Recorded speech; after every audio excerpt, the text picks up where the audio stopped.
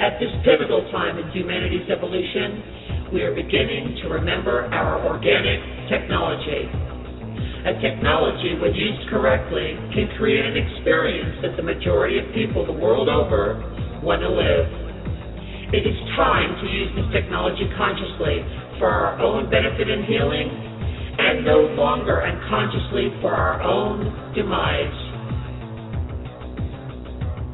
We are divine creatures, creating both our own personal and our collective experience, moment to moment. We invite you to join us in the reawakening of this technology through experiment and experience the power to create and manifest. Become part of the 3%. The collective imagination.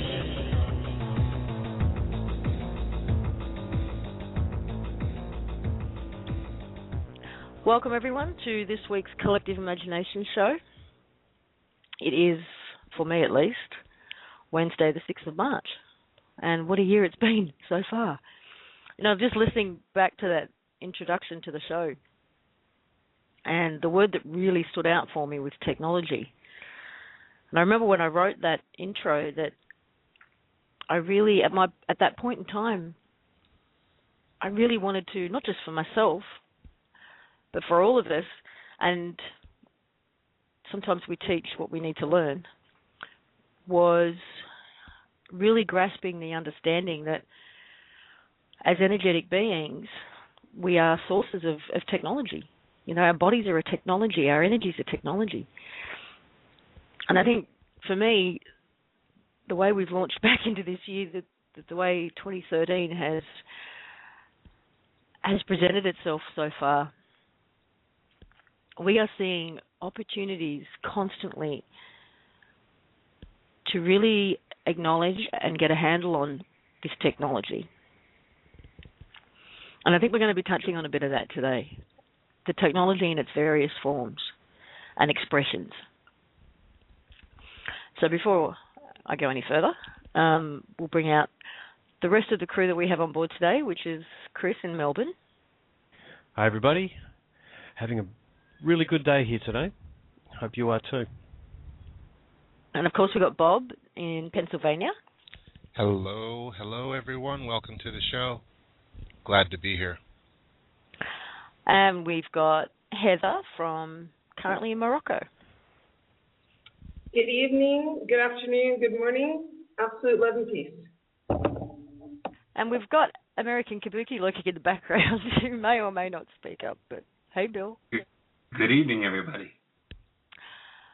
It's a pleasure to have everybody on board today. It's lovely. And we always hope that, of course, that...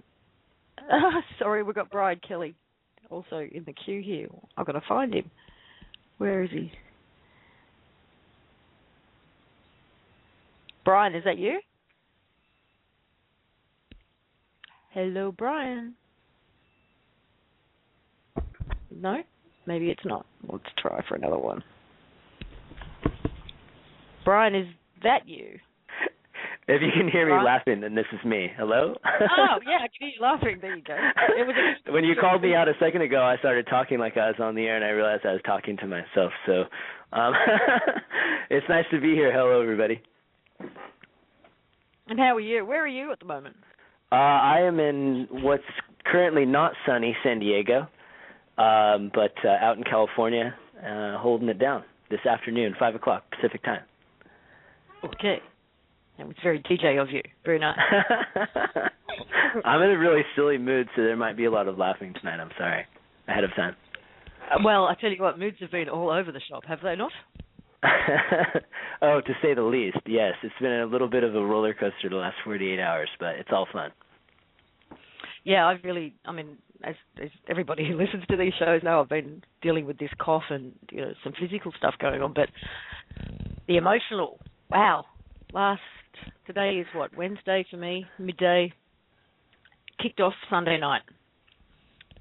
I could have won all sorts of awards the last couple of days from my children, and I'm sure none of them are very pleasant. And the kids themselves, I'm saying, wow, what a roller coaster. My little one started kindy this year, and she's one of those kids who couldn't wait to get there. She's been absolutely excited every morning to go, loves it.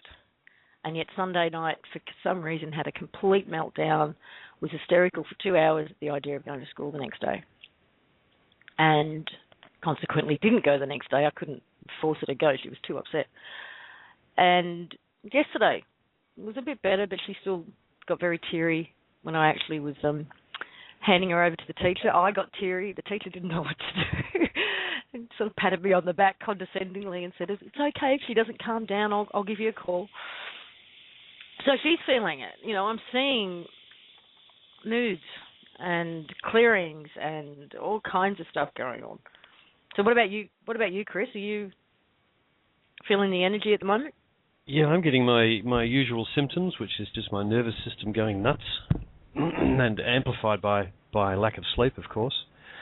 But it's an edginess, a feeling of anticipation, of things to come, and partially because I have a kind of deep knowing that things are coming. But it's now overlaid by something else going on, and as we were talking about before the show, it's the conversations that people have been having in the way that they're feeling are referencing energy more and more, and the concept that everything is energy, I think, is actually becoming more real to people. Expressing it when they listen to conversations, they talk about the energy they felt almost before they talk about the content. So yes, something's going on out there. And Bob, you've had an extraordinary couple of days with Len Histon from the Wisdom Game staying with you. So you've been in this little bubble of playing these games while all of this is going on for the rest of us. I will tell you, it's been extraordinary. I had no expectation of the experience that I had with Len. And I told him, and I heard that many others told him, he does himself a discredit by calling it a game. It's so much more. It's so much more. And there was, we connected in ways that were very, very familiar but long forgotten. There is definitely more that can be experienced in our day-to-day, everyday now. And that game brings it out in magnificent, playful ways. It was really, really, everyone needs to play that game. I haven't had an update, Glenn, for a while. How do people actually get it these days? You could go to thewisdomgame.org, I think it is. I think it's actually the Wisdom Club. Or the Wisdom Club, you're right. Yeah. And the thing about the game that I find absolutely extraordinary is the way that when you start to play it after a relatively short period of time, there's a connection between everyone that's participating that wasn't there when you started. And it just sort of appears. And if you weren't really looking for it, you really almost wouldn't be aware of it maybe until you reflected on it from, say, the perspective of the next day. But, how quickly did that kick in with the group you were actually working with, Bob? Almost immediately. It was crazy. Yeah. It was. It's really hard to describe. It's something that you really just have to experience. And Len was he was the perfect guide through it all. We were in sync in ways like tuned into each other. It was extraordinary, really, really. And it's a great thing. It's a great thing to play with a group of friends, family, even couples.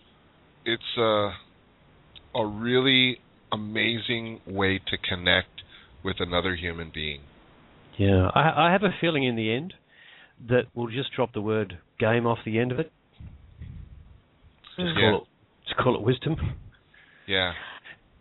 And we've got Dee with us too. Hi, everyone. Hi, everyone. Hey, Dee. And I so resonate with the roller coaster ride of the last 2 days. Has been insane. My kids my 5-year-old who is on the autism spectrum and has Asperger's, he has had meltdowns, the likes of which I've never really even seen him have before. My 3-year-old has been just freaking out over the littlest thing. My 11-year-old is crying at the drop of a dime and then laughing hysterically with her sister the next time I turn around. I've been the same. It's been up and down, up and down, up and down. Oh, they're saying in the chat room, someone's saying for the last 2 days I've had it for 5.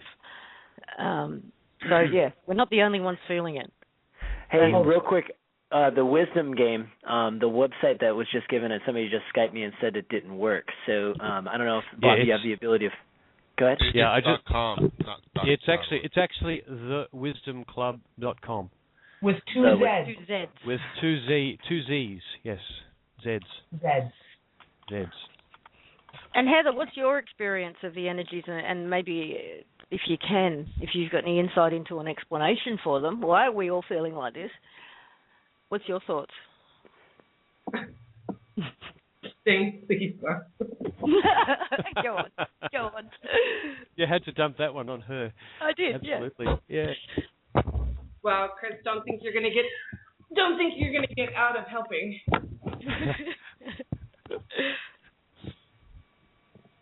Essentially, yeah.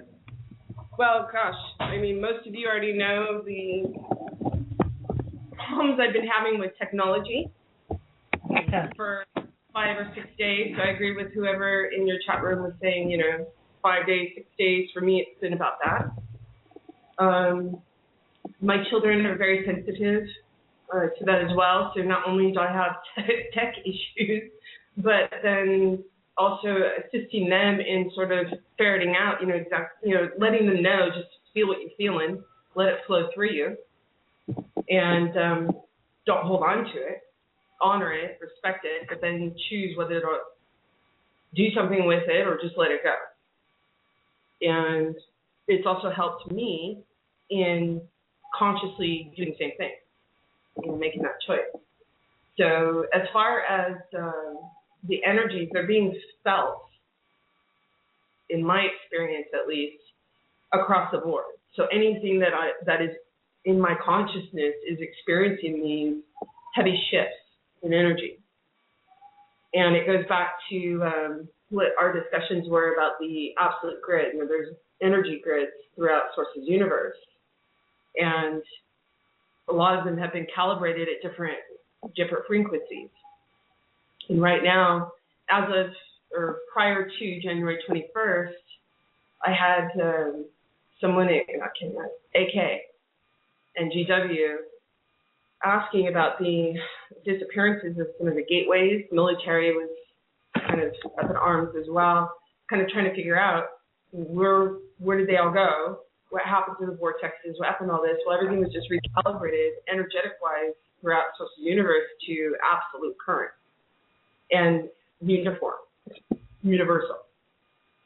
So that allows... No, sorry, keep going. Well, that allows for the next moment that's actually here now in the present, which is the big disclosure, and having that absolute data flow in as we pull it down, as we attract it. So in order to know those other parts that are outside of this planet, there needs to be at least some kind of communication or a grid that is uniform for those particular different densities or frequencies to become more universal, more uniform, right? Right. Yeah, it does feel schizophrenic right now, in the sense of energetically schizophrenic, because there's so much going on. It feels like the ether itself, and I guess this is what you're referring to with the energy grids or the portals, is getting lighter and lighter in frequency, and that everything's trying to come into balance with that. And as we saw and observed last year on this show, that, nothing that was, fraudulent or false flag or, false in nature lasted very long. Right. it feels like now it doesn't stand a chance. It's not even that it lasts very long. It doesn't even get a foothold. And on top of that, we've got what we've been talking about over the last week or so, being the energetic accounting. Right. So there's this multiple things going on, and you can feel it in multiple layers. Okay, well then let's go over that then. So you have this energetic grid, and we'll just deal with the planetary portion of it, has been recalibrated to absolute current. Okay, so just as we are energetic beings and we're able to magnetically draw energy to us so that we can use that value to manifest whatever it is we want, we also are being magnetically drawn to the absolute grid frequency. And it harmonizes out. So if we are operating at a different frequency, anything less than absolute, and the absolute frequency meets up with something that's less than, it sort of balances or neutralizes out, right? So just something to consider. Heather, I just wanted to kind of point back to the December 10 filing, where essentially the entire, I don't know if I'm understating it, say the entirety of all living beings were repurposed for being self rather than image of self. Mm-hmm. Is this not simply the energetic manifestation of that taking place, where everything is beginning to become unified? Yeah, it's about absolute. So created in the image of self. Well, that statement there, it doesn't resonate with me personally. Okay, the image of self. It's for me, it's manipulated. For me, created as self. If you are a part, and the part is the whole of source, first source, then how is it in the image of? So it's just something that when we were going in and writing up that last bit, if you read it, this whole document not only relates to humanity, but also all manifestations in all of Source's universe. This was a preparation document for the present moment of now that is occurring. Well, I guess really that's what I'm saying. I'm just drawing people's attention that what's playing out now is what the document said would happen, that we would be repurposed. Well, it's a matter of repurpose. You know, the first purpose was to remember self, be self. And with any contract, once the contract is satisfied, the contract ceases to, it's been completed, so it ceases to exist. And at that point, what do you do with everything that was involved? You can repurpose it, you can recycle it, you can just terminate it, and there's no waste in Source's universe. So now it's a matter of free will choice. What is it you consciously choose to do? What do you consciously choose to be? And that was in that document. There were 3 things. In fact, it discussed the number 3 out of that C section was the energy grid, patterns and manuals of creation for knowledge and use of absolute truth, Well, that's what came to me as you were speaking, was that the return of that knowledge is that would appear to be what's taking place. The fact that people are not only feeling energy, they're noticing that they're feeling energy. What I'm doing, I guess, is pointing to that and saying, is this not evidence that the repurposing is in play as we speak? That's the beautiful thing about this experience with OPPT and with the people and just with myself, was being able to go in and really understand and really know who I be through the experiences and relationships that I have with everything else in Source's universe. So this is that moment, and read through that document if you choose, and read it not just about yourself, but also in context of all that is known and unknown. I'm seeing it play out in my personal life with the moment I act in a way that's not, say, heart-centered, it bites me on the bum immediately. Somebody has a quick retort or a comeback or something, and especially when you've got kids around, they're always very good at that. But that's what I'm seeing. It's like there's not even a 5-minute delay where they storm off and have a think about their response and come back at me with something anymore. They've got it right there. It's, you know. Well, that goes to the energetic accounting and bookkeeping as well. Yeah. You know, there's a very calculating and strategic reason behind almost everything the trustees have done. Actually, behind everything that we've done. And at this moment, it's about absolute truth doesn't need defense. Absolute truth actually magnetically draws when it's out in the visible and it's stated, whether through thought or words or doing, it draws all of its own visibility to everyone else. So you don't have to defend it. You just have to be aware and consciously looking for it at that point. And it's actually right in front of all of us. Just we haven't really paid attention to it, and that's by design.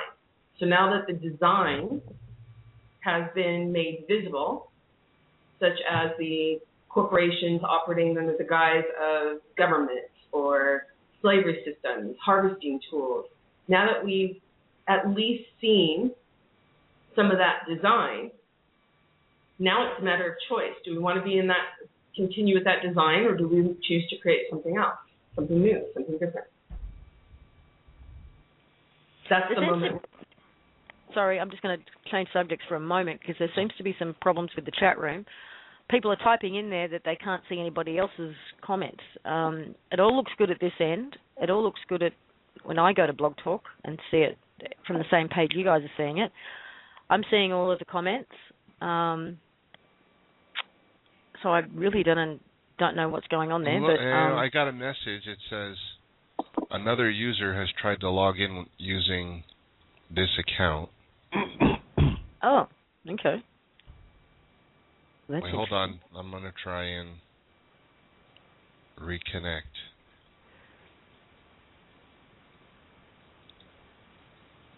Don't drop this call, otherwise we lose everything. No. Wouldn't do that. Yeah, when it comes to that declaration of satisfaction, you know, there are some people who really, really got it, and it affected them profoundly. I want to give a shout out to Peter, who put an hour plus video online the other day. He's probably listening, explaining his reaction to that. And there are others who they don't understand what it's saying at all, and so it's reaching people at very different levels. And for me, it was a moment of, I had to take a moment of contemplation and really think about and allow just the concept, just the idea that we willingly and lovingly volunteered to play a role in a game, and that game is over. And it doesn't matter whether it's the role you're playing is that of one of the slaves or one of the masters or anybody in between. We put blindfolds on, most of us, and forgot who we are and forgot the connection and forgot we were even playing a game. But just that concept that the game is now over and it's okay to take the blindfolds off and it's okay to throw the rule book out because the game's over, letting that idea just really, really sink in. I literally felt every cell in my body respond to it. Mm-hmm. And I think a moment of contemplation for what you've done as an individual from the moment you were conceived in creation's universe to now, to this now moment. Take a minute and really, really, really contemplate what you've done. It's huge. It's so huge, and everything you've done, every lifetime you've lived, it's all worked towards this moment where you could take those blindfolds off and declare the game finished.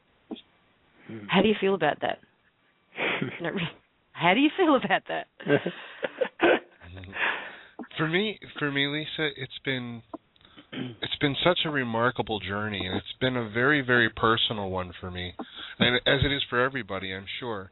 But as I look back on it, and I think about all the different phases that I went through, and actually, starting to come to terms with the way things are and the way that I chose to be. Looking at the contrast, and it really defines who we are, who we choose to be. And when I came across the information from the One People's Trust, and I started to read it, and I realized that it was literally codifying everything that I felt. I felt as though that no one should have the authority to tell me, how or what I should be, as long as I'm not harming anyone. I felt as though that everyone should have the opportunity to exercise and live their life freely. I felt very strongly that everyone should be equal, that there shouldn't be any hierarchy, and all of these things resonated with me, and that became my truth. And I really, hope that people are starting to get when, is this your truth? This is the choice we have to make. We all recognize the system that we've been brought up in, but has it awakened into you who it is that you really choose to be in this now and in this moment? Has it awakened in you who you are? And if it has, then is this true for you? And that's the question that we're asking. Is this true for you? And if it's not true for you, and you're like, because I'm hearing so many people, arguing about their own freedom, and maybe they're not in that space yet, and they're yet to come. And if that's where, if I can help and assist in any way in that regard, I'm happy to do that. But I'm not going to argue what's true for me. It's fun. It's been really fun to watch. For me, is the evolution of all of this just unfolds so rapidly. I mean, if you take into consideration the alternative media, or the truth movement, if you tried to find this information 40, 50 years ago, first of all, there's no internet. It's a lot of word of mouth type stuff, and you got to go to the library and find books on it.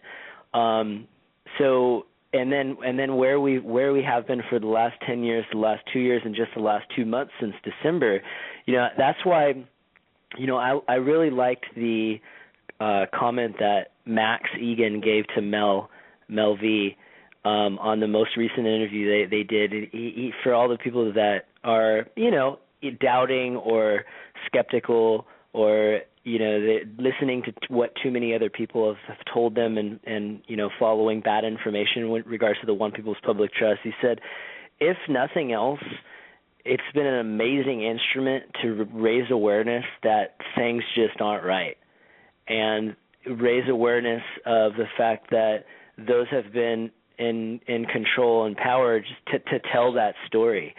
And it's spreading so quickly. I mean, everybody's on their own journey of exploration, whether they consciously realize that yet or not. Everybody's seeking truth in their own way, whether they consciously realize that or make it their main life's work, like some of the people on this call have. But it's beautiful to watch everybody go through it in their own way, reading some of these emails that we get, and then watching the video, Peter's video. It's like dashboard video of his emotional response that he had when he listened to the show where we talked about that document, and he was holding tears back the whole time because it triggered. It wasn't necessarily about the words.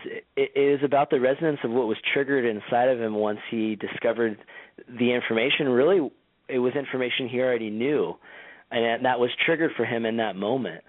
And no matter if if it's as far to that end of the spectrum where it's this powerful spiritual experience, to the people that are taking it, bite by bite, really trying to make sure they understand it because they have come across so much information that has turned out to be, let's say less than truth.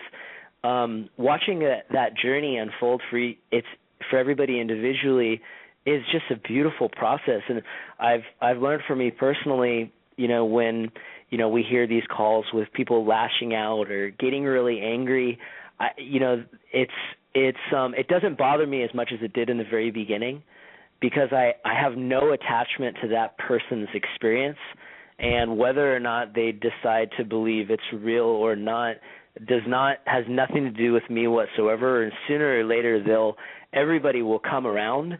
It just takes some people a lot longer than it does others. But no matter which way you slice it, it's fascinating to watch it all unfold. It has been, hasn't it? But I really think everyone needs to go back if they didn't get that. I mean, this is my take. If you didn't read that document and have an emotional experience, go back and read it again.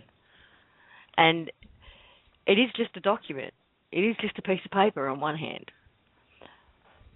But on some level, it's expressing what we all inherently know. I mean, people who followed this show through last year would know that we firmly believed that there was going to be a paradigm shift. We weren't expecting the end of the world, obviously. But my belief for the last 12, 14 years has been that this time represents the dawning of a new age, of a new era. And okay, this could just be what it looks like in its infancy. And what if it is? Just be open to what if it is? What if this is how it starts? Well, I think everyone in this conversation thinks it's already started. Well, yeah. And, the interesting thing about the language that's come out from all of the conversations we've been having since the filings became public was the way that people, and this terminology, I think it just actually happened because it's actually accurate. People are saying, when I say people, I mean, Elisa and AK and Bob and the people around us we're talking about the way that people are attracted to this information like a magnet. Mm. It just feels right. They might not be able to read the filings and understand them, but enough of it, along with the conversations that others are having about it, to know that this is actually truth. And I think the way that I'm coming to view it is that the eternal heart knows truth above all. That's why the attraction's just so strong. It's really that's really profound too, because when the documents first started coming out, we first started posting them on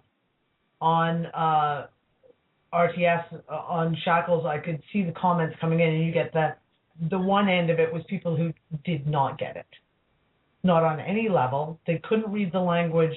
They didn't get it emotionally on any level. And then there were others who would write in, and I was getting streams of emails as well of people who were like, I read that document and I broke down and cried. I didn't know really what it said. I really couldn't understand the finer details of what it truly meant, but I knew it was that powerful. People were, men, women, talking, saying, I wept when I started reading it. And it's because they got it on that heart level. They weren't reading the words, they were reading the energy of the words. And the consistent thing, the negativity is coming from people who haven't actually sort of opened that book and actually started reading the documents. And I keep going on like a crack record saying you have to read this stuff. And I do that because, to me, that's the answer to their questions. And read it out loud. And read it, and they'll feel it, and all of their doubts will just vanish because it feels like truth. One of the questions that's come up is, what document are we talking about? We're talking about the Declaration of Facts, and you can find it on my homepage. So if you go to my website, lisamharrison.com, it's the first thing you'll see. You don't even have to search for it. Yeah, actually, and it's called the latest OPPT filing at the moment. Yeah, when I say read the documents, I actually mean read all of them. Yeah, I know you do. If you but really they're want referring to that one in particular. That one in particular, it's a very stunning document, that one. If you get it, it will really, it's like it's like diving into a pool of fresh water. So what's Beautiful. next? I mean, everyone wants to know what's next. I think for the people who believe this is real, they understand it, they've read the documents, they've got it. They've read the documents on the CVAX, they've looked at the definitions that are up on American Kabuki, and I think Dee's got them on her site too, all the definitions. So they understand the difference between a CVAC and a CVAX system. And that's where they're ready. That's where they're standing at the starting line, waiting to jump in. Where do we go from here now? Because there's been a lot of momentum since the People's Trust went online. And from where I'm sitting, it feels like a freight train. But we need to know. Yeah, we need to know what's next. At the moment, it feels like, okay, now we're going through this energetic accounting. Now we're going through this recalibration process, and that can be unpleasant or pleasant, depending on your experience. But once we get past this, what happens next? And I guess Heather's the one to answer that, from the One People's Trust perspective, at least. Okay, well, I guess what's key to look at is, everyone keeps writing, what about the CVAX? When are they going to be up? When are they going to be running? And I sort of gave you guys a rundown of how we even came to call it CVAX. And it was during the investigations, and it actually started out as CVAX stood for Commandeered Value Asset Claim. And that's when there was certain discussions going on about how the banks, wanted to go in and were considering going in and creating a solution. And really that energy, just by the name alone, by using those words, the vehicle of that energy, the energy was focused on the old system, commandeered value asset claims. Meaning you had to go in, you had to actually, in my mind, I went back to my attorney training, you had to go back in and beg for something that was originally yours to begin with. And then when I sat there, and we had already discussed about, if this was all the value that was stolen and commandeered in the first place, why, we knew lien wasn't the right tool, because a lien is when you basically hold on to someone else's property until they pay you a debt. Well, this isn't about debt. This isn't about holding on to someone else's property. It's about getting your own property back, your own value back, right? So it just naturally evolved. And this is an organic process. All of this is organic. Okay, we've been under such a design of systems and harvesting of the value, and most people can't even answer what the value is. All they know are representations of value. Mm. So really it was, okay, we need to focus this on what is. So when you look at it, it was about the creator, for what I call first source or source, and the actual eternal heart or being, the manifestation from that. So it was really quite simple after that. It was a matter of, okay, great. You have all these corporations parading around as what they're not. And the only way they could get people to buy it was if they said, oh, we are here for you. We're serving you. So he said, great, let's just accept it. Let's go in there, first secure everyone, secure all the beings, secure all the value back to each respective being.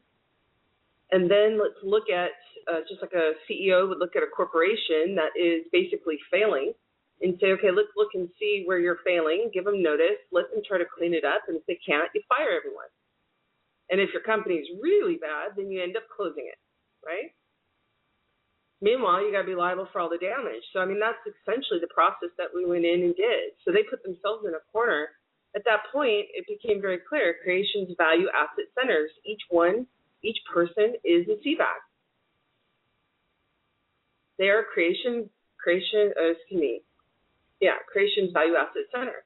And it's not just humans, it's every being, every manifestation in Source's universe.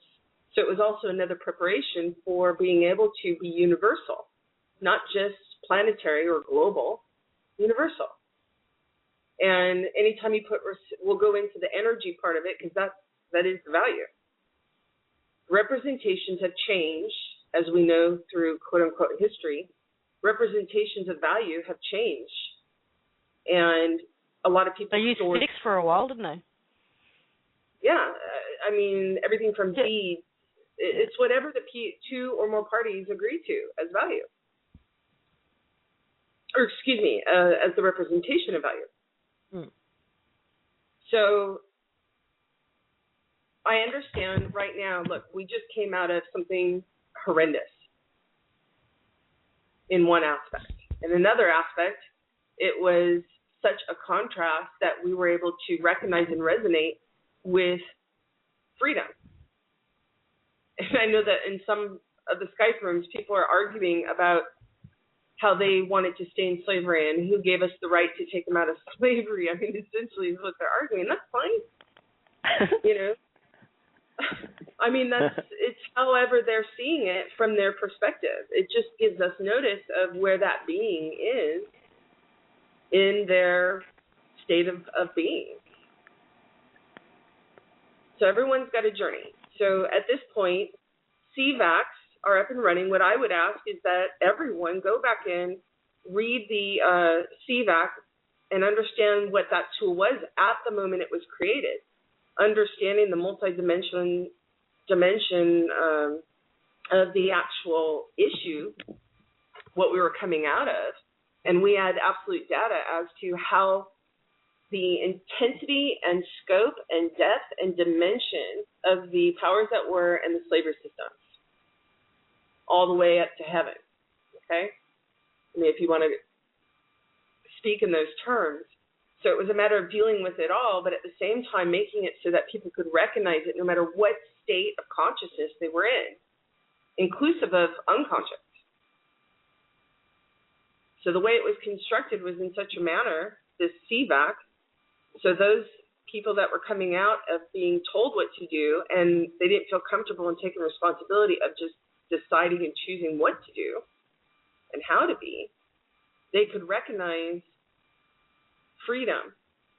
It would resonate with them.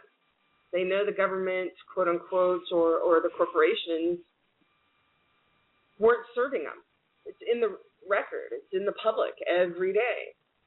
And all of a sudden they have the opportunity to go in and have something that does serve them in a way that it's securing the responsibility and liability of those that claim to be working for the people.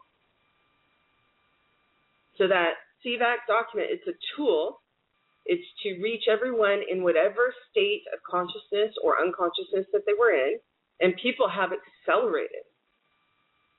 They've absolutely accelerated in their consciousness. There's very few unconscious, and if they are unconscious, I find that they're holding a very great contrast and still doing the job, you know, of assisting others into consciousness. Beautiful. So I would ask that everyone go back and look at the declaration of CVAC. It was registered as government, but it really is CVAC systems. Systems to help every creation's value asset center, every being. So what's the physical process that you're going through in order to get them online? Well, it's just, number one, patience and absolute love. When we went in to do this, I don't know how many times I heard from the families, the agenda families, the bankers, the lawyers, the brokers, all the hierarchies of especially bank, trade, and finance, if not, you know, the judiciary, quote unquote. And all of them said, you know, the people are incompetent. They don't have capacity. They don't have standing. Well, they're born with standing. They're born with capacity. So by design, they're rendered incompetent. And that was your design, not theirs.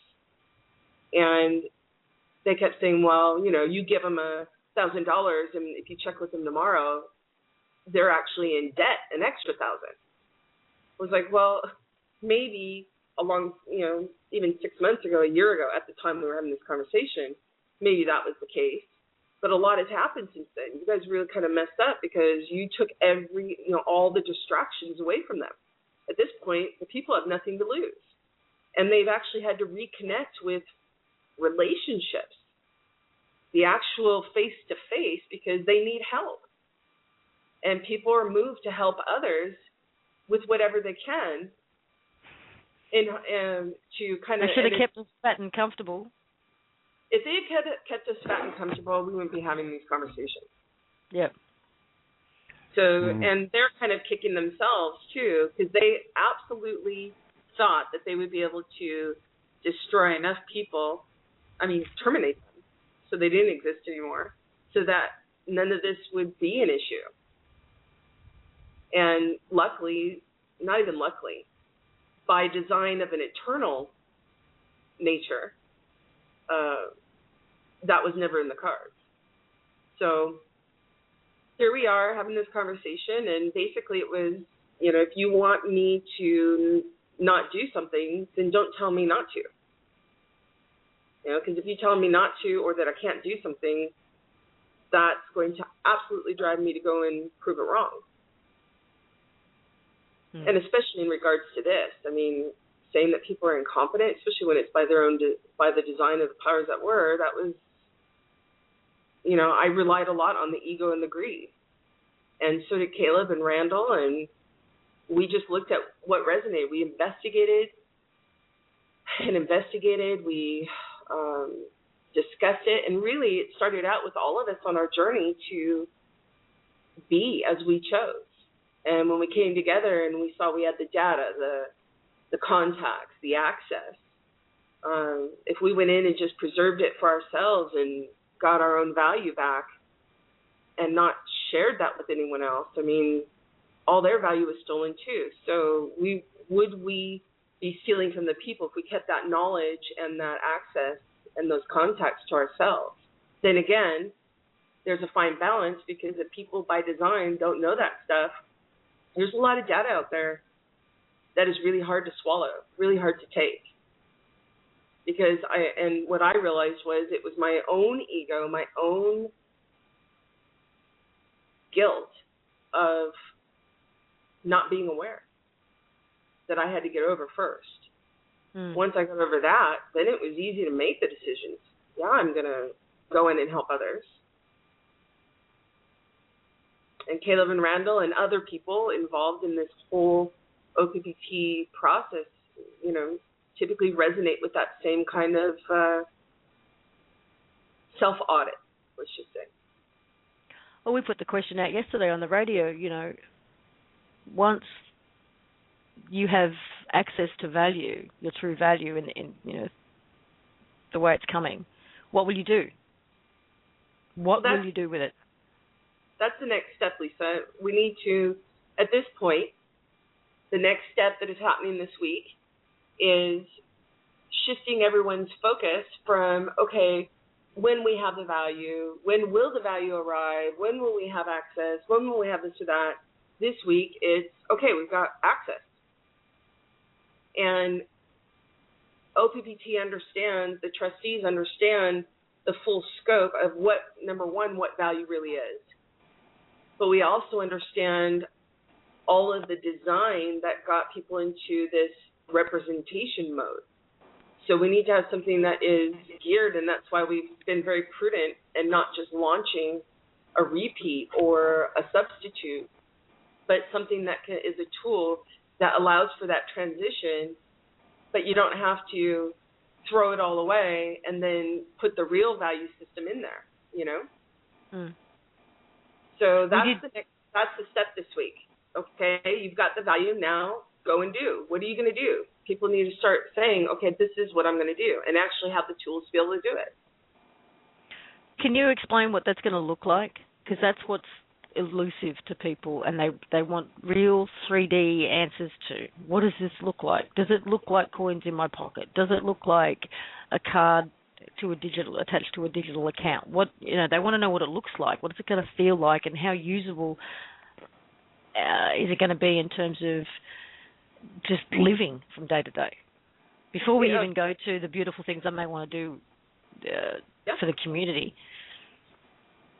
No, that's a great question, and that we've been watching the powers that were and everyone else try to maneuver. I've had a lot of financial groups, financial providers, services sending in groups to come and sort of steer us in using systems that exist,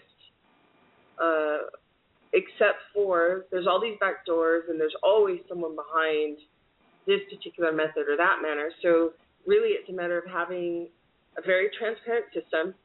You have bank accounts. So I'm going to go through this in a very 3D manner. How about we do that, okay? Would be great. Okay. So you have a bank account. You basically, when you open an account in a bank, you get a customer number, right? Mm-hmm. Under that customer number, then you open up different kinds of accounts. You have a savings account, a checking account. You may have a fund account, even the ATM debit card. They have different numbers on them. So basically, you have 7+ billion people, right? So we have to make sure the system, the temporary system, which molds or folds into the actual universal value system, is able to handle that many. And so there's a number of different 3D tools, recognizable tools, comfortable tools to allow that to occur. So the banking structure, as far as a bank account and all that will be mimicked, but it's going to be, we have a digital exchange. And somebody asked me, with that digital exchange, what color of RFID chip would you like? Yeah. And no RFIDs.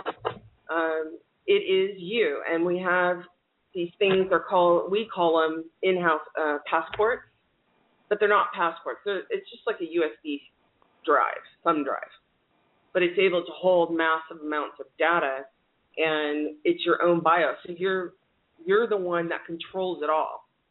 You're responsible and liable for everything you post up, everything that you put on, but it's transparently available so that if you walk into a grocery store, for instance, you want to buy a bag of bread, you can actually transfer your value units by using that USB stick, or I don't like the infrared or the magnetic strips are really easy to steal data from. And this particular one has biometrics, and it was designed by two guys that have worked on projects, long family histories as far as working with technology, all the way back to Tesla and Bell. They worked with those families. They actually went in and refined all this, and their whole goal was to make it so that people were responsible and had full control over their own data. From medical records are value. And in fact, medical associations sell and use your data all the time. They use it for profit. So that data is yours. It comes from your being. It comes from your body. So you should have full control over that, and you can decide who gets to see what. You're able to, yourself go in and make pockets so that when you go in, for instance, to get your bag of bread, the only thing that is able to come off that particular stick in that mode is a value of accounting. And the account number that you're actually pulling the money out of isn't the same account number that you actually have value coming in when you exchange. So if you have value coming in, it goes into a different number. That way nobody can steal the value through those mechanisms. I know the question that's going to come out, the first thing that people are going to say, but who controls that system, and can they just switch it off? That is the number one concern for people when you talk about digital currency, that someone can switch the system off. Right. But see, there's also the other mechanisms. So it's not just a complete digital. okay?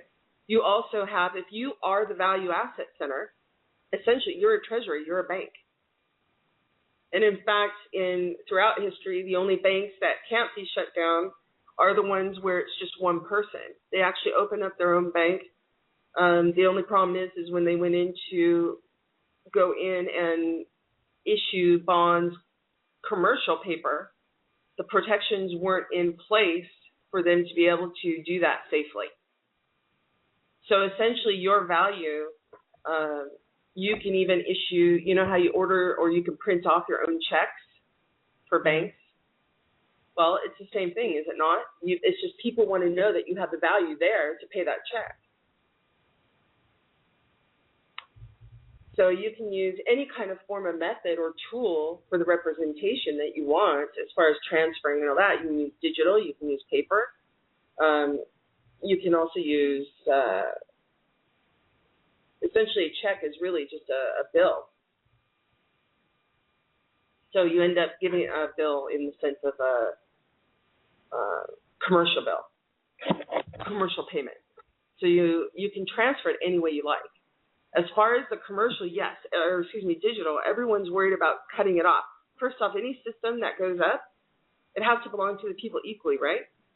Yep. Not owned by some corporation, some company that is owned by a few, because that's where the manipulation came in the first place. So the question is, there's a lot of groups that are out there that I've looked at, and I've got two guys. They're both named Michael. Michael's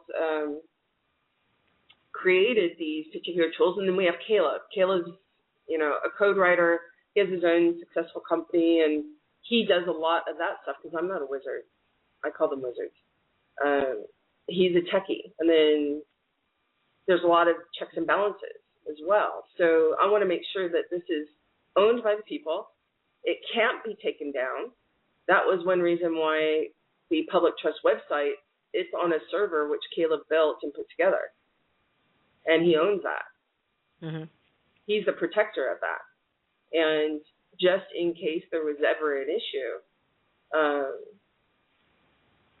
we didn't want to have the host or the server in someone else's hands, especially with the data we're trying to get out to the people.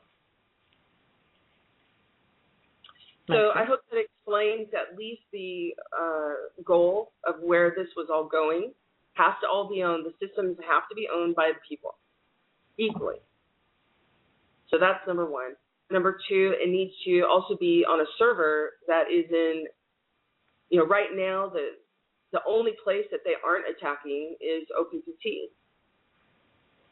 And I have no problem standing in front, and I've been waiting. I've been standing there very transparently. So it's Caleb and Randall saying, go ahead. If you think this is wrong, if you think we've erred in some way, rebut it. Come on, let's go. Nobody will do that. And they've had their top lawyers, their top attorneys trying to do this, and they sent in I love the economic hitman, John Perkins. They sent in guys like that, and then it was a matter of, okay, let's just, be flexible. And there was no flexibility when it comes to returning the property or value that's been stolen.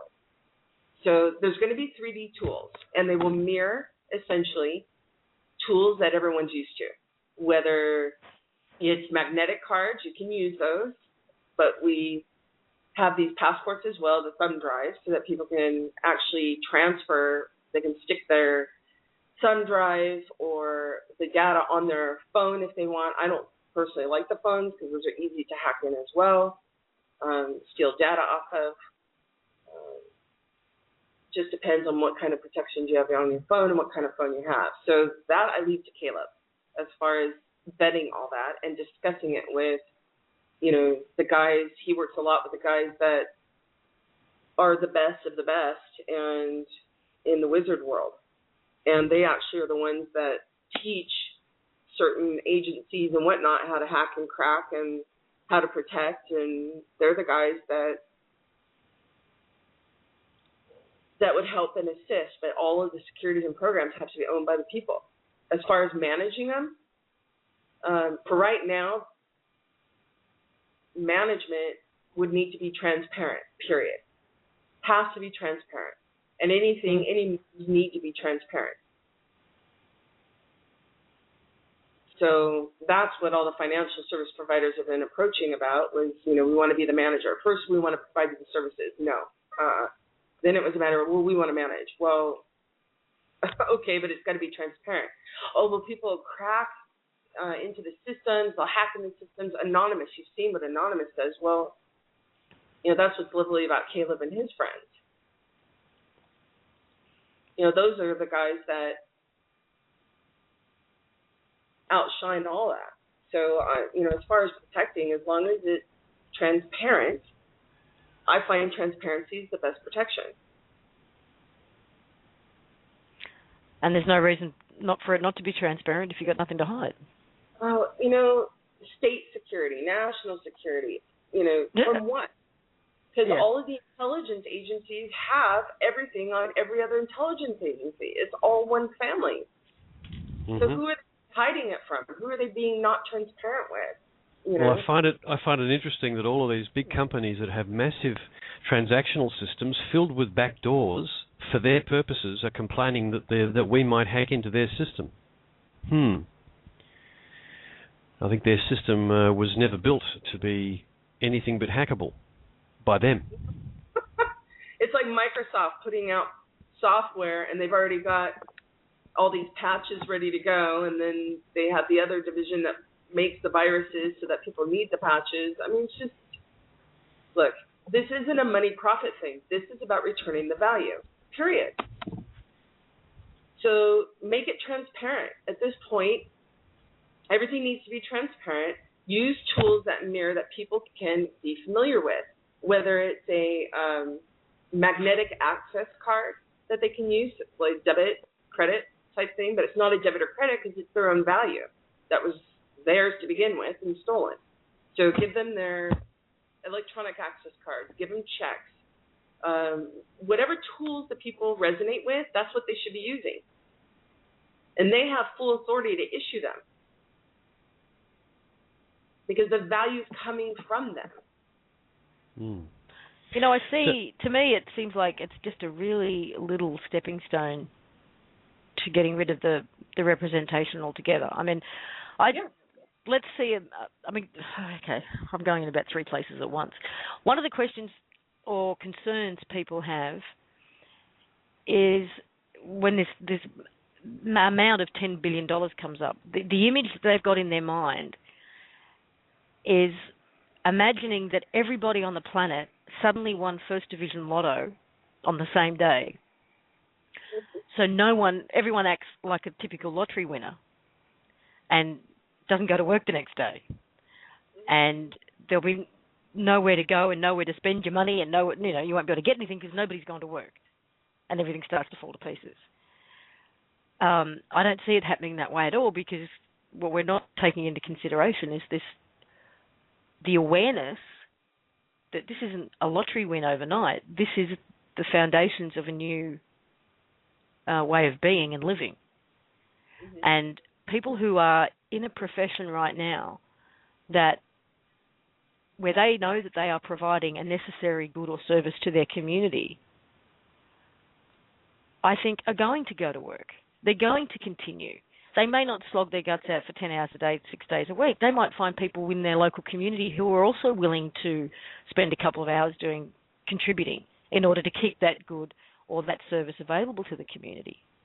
Because they know, there's this whole consciousness shift that's going on with it. That's one aspect. And if, for example, we do have, $10 billion worth of credit in an account, or everybody does, and the guy down at the local bakery, for example, with your loaf of bread, he's still providing bread for his community because the community wants and needs bread. Well, if he's got 10 billion and I've got 10 billion, do I really need to transfer, 2 units to him? Does he care if I do? He probably doesn't. So I can see it very quickly evolving into people just not bothering to charge because they don't need to. That is the transition, and like I said, it's got to be. You can call it baby steps. You can call it whatever you want. The point is, it's an order, right? It's an order of events. So if people just came out of this absolute representation, and the representation was the tool they used to steal and commandeer the value in the first place, and it wasn't just the last 200 years. I mean, we're talking eons where representation has been there.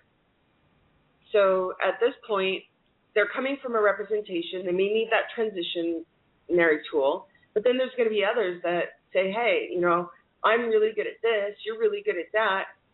You know, can we make an agreement here to sort of swap? I mean, that's the bartering thing that people have also been doing for eons. And then there's those that really are understanding and knowing and working consciously with energy, and they know how to manifest things. I mean, what was it? There's buildings that they are able to build in like 90 days now, skyscrapers.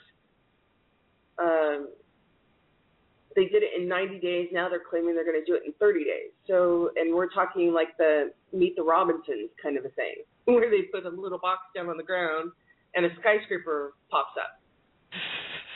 You know, there's technology that's been buried, and we see a lot of it through banking because all the inventors, all of these guys that pull down from Source and Absolute Grid, they have to have the money in order to, you know, get the materials to do what they're doing.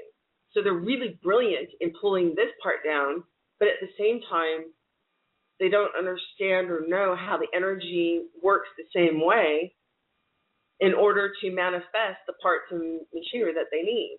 So it's a whole learning process about energy.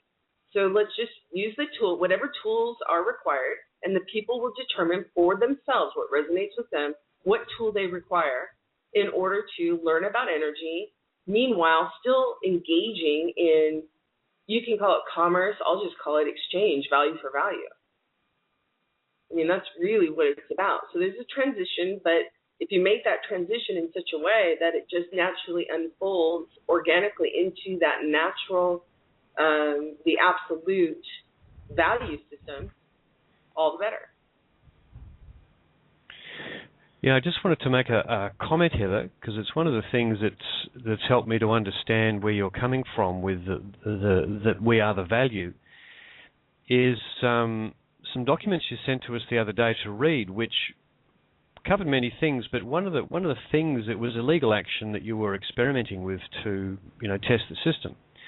And one of the things that was done was that there was a document that pointed out to the bank, I'm going to write you a bond, and you must accept my bond, because the value in it is my signature. And if you don't accept it, then how come you've been monetizing my signature from the documents I signed through mortgages and credit card applications and parking tickets?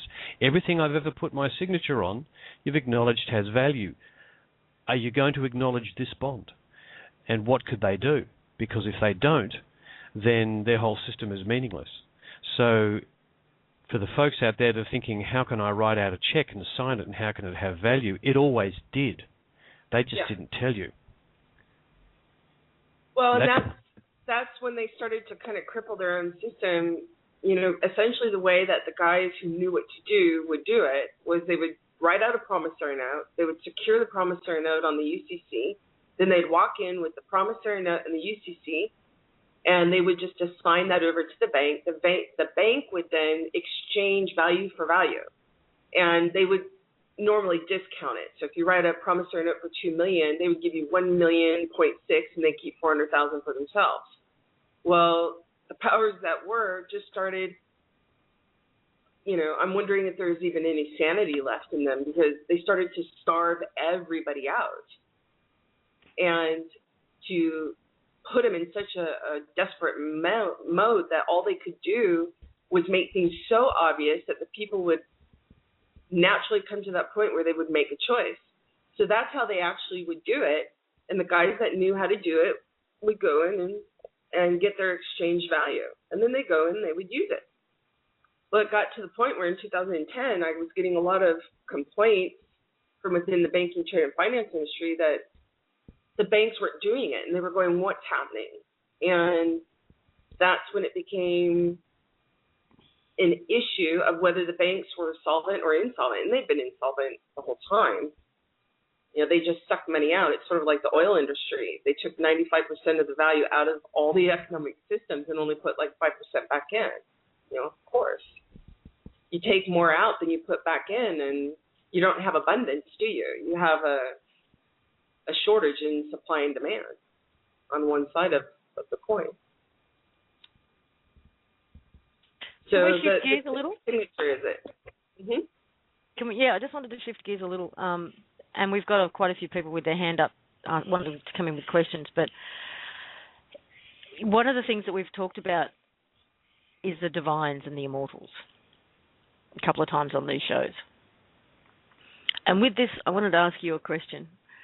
With this energetic accounting, and we've seen Adnan Sarkli, just as an example, who is a man who's very much been behind the scenes for a long time, claims to be the owner of at least 50% or more of at least the biz and I think 3,600 other what he calls Illuminati corporations, including the governments. He, for the first time, only in the last few weeks, is becoming very, very public through other people, through avenues. To me, he strikes me as one of the brokers as opposed to, say, one of the divines. But are we going to see more and more of this? Are we going to see, you know, there's a lot of talk of the old man, the Saint Germain and others. Are we actually going to start seeing them popping up? Because it feels like that would be their last card, is to actually make their presence known. Yeah, I mean, that's actually what's happening right now is the maneuvering. Since January 17th specifically and on, they've been attempting to do in a panic mode, because normally they prepare things for decades and test them, and then they launch. They maneuver the people because they actually use the energy of the people and harvest it in order to do what they want. They manipulate it. And so at this particular point, they've all been cut off. And they're actually having to use the energy of their own in order to eke out a little bit more in that engine, you know, because they've already used up all the stuff that was in the tubes.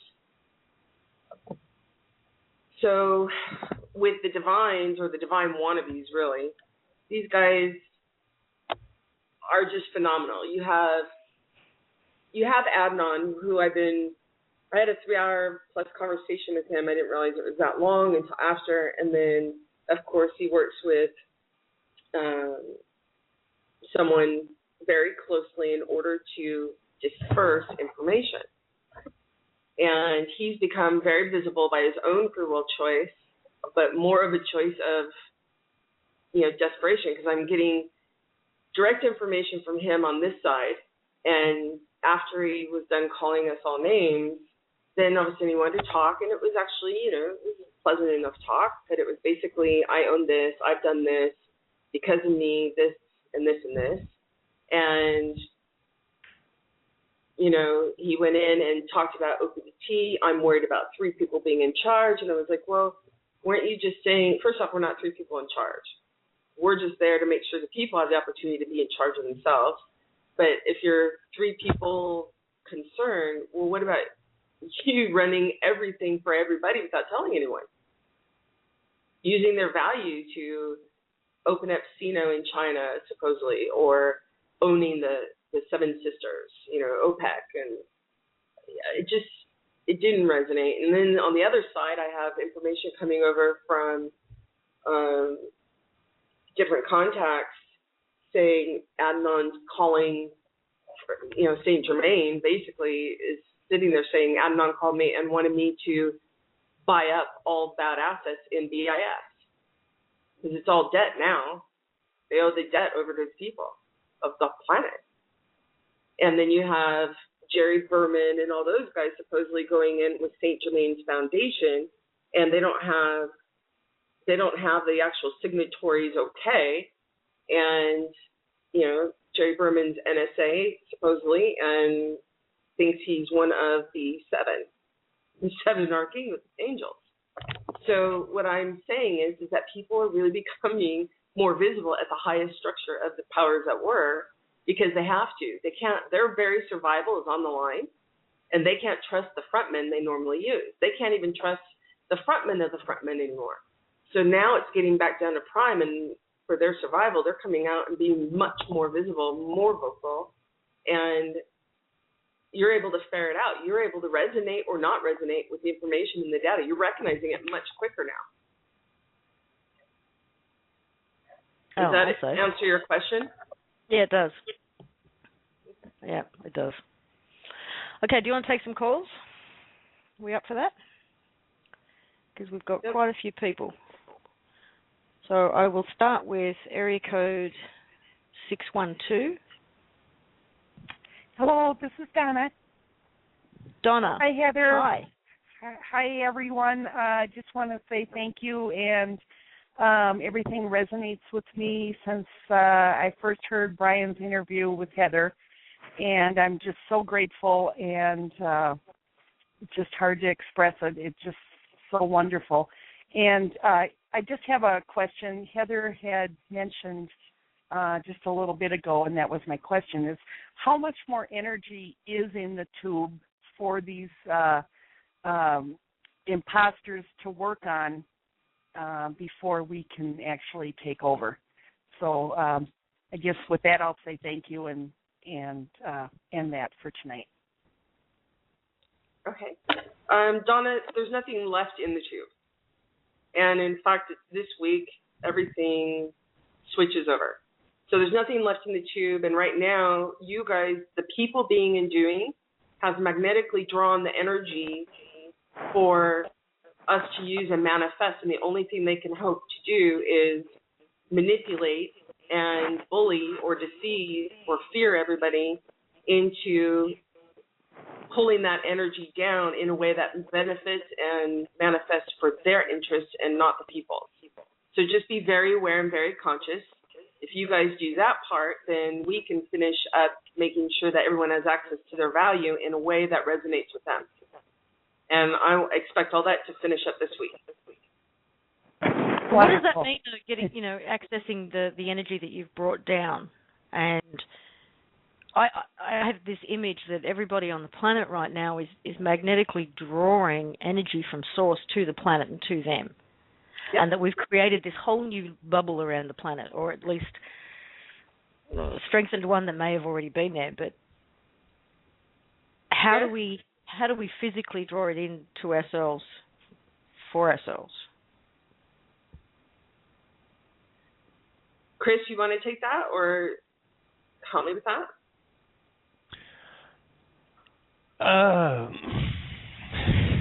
You caught me unawares there.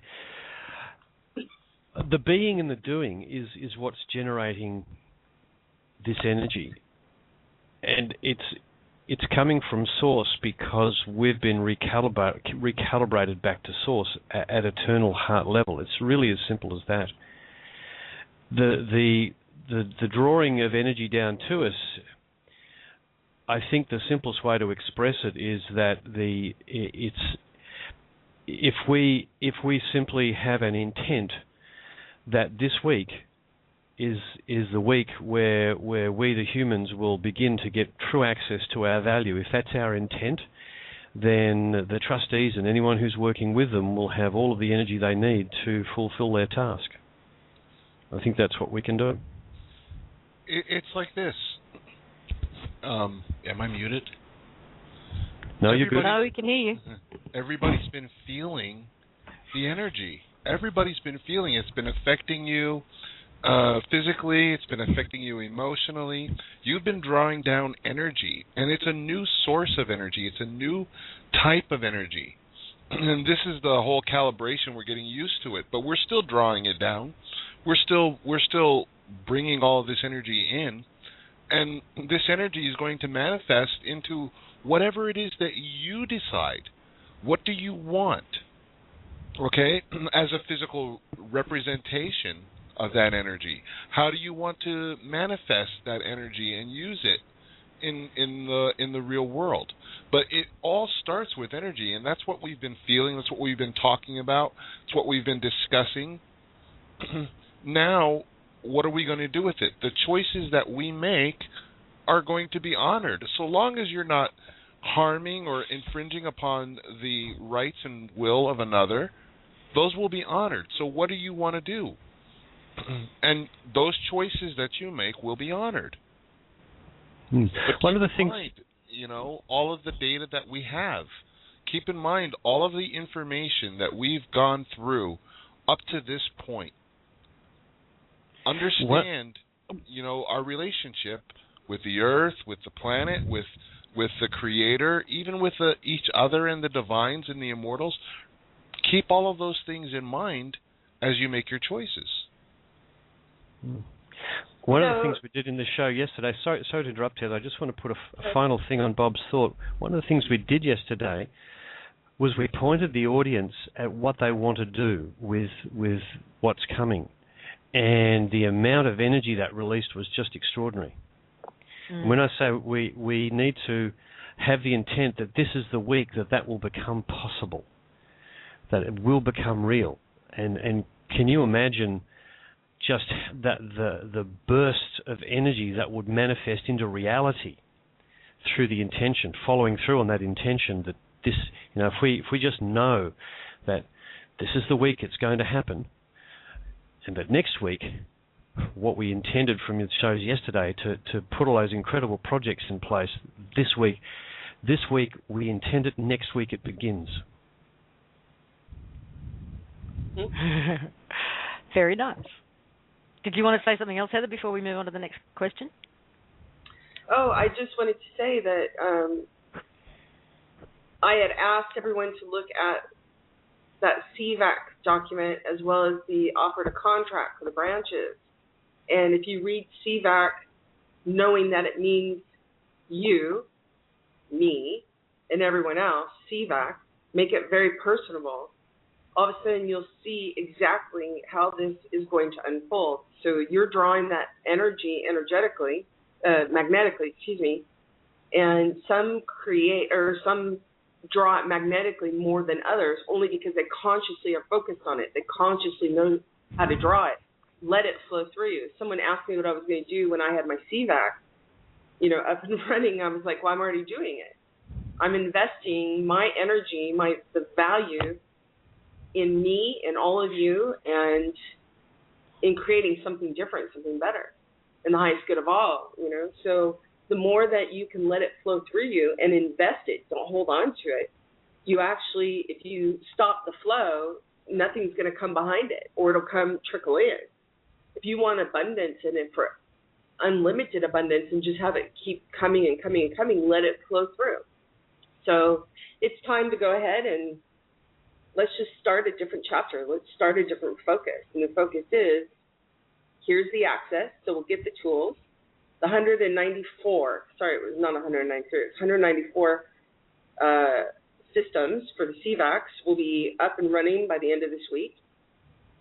And no presidents, because you guys are all being and doing. So really, it's just a matter of us all coming together, CVACs coming and bringing absolute data through this process, and making choices on our own, and then we'll be drawn magnetically to others that are of like mind, and everyone will find their passion, their niche, and they'll actually do it now.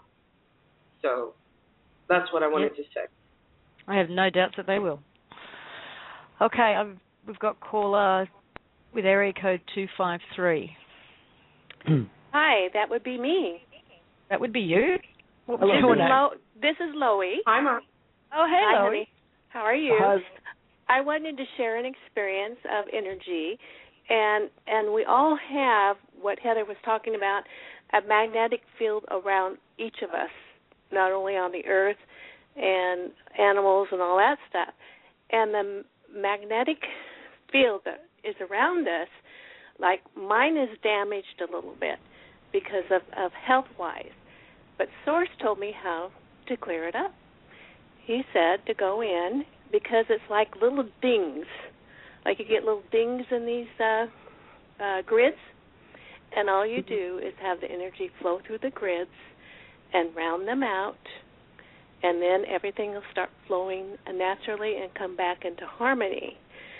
Meaning it's like when you draw blood, sometimes it's sporadic and it's not flowing really well. That means it's damaged a little bit. But once everything is cleared up and everything, it flows so naturally and beautifully. So that's the experience I had with Source actually this evening, was telling me how to repair my magnetic field around me. And there's a lot of people that do have damaged magnetic fields, whether it's health-related, whether it's mental, whether it's doubting, whether it's fear, whether it's anything like that. You can like I think Chris said, recalibrate it and fix it. And it all comes from within you. And this is pulled down from Source, directly showing me how to do it. Yep. You made it sound like energetic panel beating. I love it. Well, I like the it's like the of, heartbeat. It's like a pulsing. It's like a heartbeat. I like the visual that you gave as far as letting that energy flow through. And it actually, with the flow of the energy, it rounds and smooths and caresses those dings and makes them whole again, or pushes them back into place, or assists them in being put back into place. So that resonates and it feels right, but it's all about energy, letting it flow through and drawing it magnetically, right, consciously. Right. Thanks. Thank you. Thank That's you, all Lois. I had to say. You're welcome. Have a nice night. Well, Thanks, if you're going to stick around, I'll leave your mic open so you can continue to comment if you'd like to. Sure, that's fine. Okay. We've also got area code 646. Area code Hello. 646. Yes. Hello. Hello. What was your name? It's Rick again. How are you? I'm good, Rick. How are you? It's wonderful to you guys. Like I said last night, you were kind of like friends that I have over for dinner now. So. Well, when I come to your neck of the woods, I'll take you up on it. Well, Yeah, don't what have worry. you got up? What are we having tonight, Red Rick? wine. What's that? Yeah. What's that, Chris? What are we having for dinner then, Rick? Oh, you will love my cooking. I can guarantee it. Whether you're vegetarian or not. Excellent. Anyway, good evening, everyone. Hello, Heather. Glad you could make it. And what I wanted to talk about tonight, because this is the collective imagination, and the topics are just right where I'm at spiritually and emotionally right now. I mentioned the last time we spoke that I'd moved from New York City, which I'd moved from the West Coast to New York City because I had decided in the middle of the last decade that I was going to go for it and become, get into the theater business and write a second musical, da-da-da-da-da. And, New York's really a tough place to live. And empathetically, from the way I vibrate, it was like kind of overwhelming. Well, universe provided, and now I'm up in this lovely house up in Connecticut, and I feel great, and I'm among nature, and I never thought I'd kick it rurally, but this is great. But at the same time, every time I now re-expose myself to, quote, society, I'm seriously overwhelmed by how much everyone is skimming the surface, and so I guess, and we touched on this a little bit last night about the ways of being and doing where you can authentically get through to someone, because there's so many times where I try to relate new concepts to people and they just swat them back like they're trying to shoo a fly out of their face. There's such immediate dismissiveness. And I don't really have the energy to take that on. I would rather just let them have whatever beliefs they want to. So in the new paradigm, and trust me, guys, I've been connecting with this for the better part of 10 years now. Since I know it was before 9/11, because I'm kind of a victim of domestic terrorism myself, even though I survived.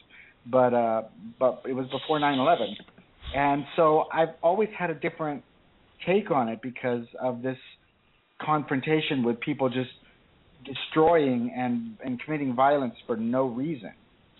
So, I always lens it differently. So what I wanted to express to you was I have this enormous optimism, and it is countered. There's this duality because it's countered by this kind of this creepy dread, because I'll read something like online about how Department of Homeland Security purchased 2,700 tanks, and I'm going, well, I thought they were broke. I thought all these people were broke. Why are they still buying big guns and things?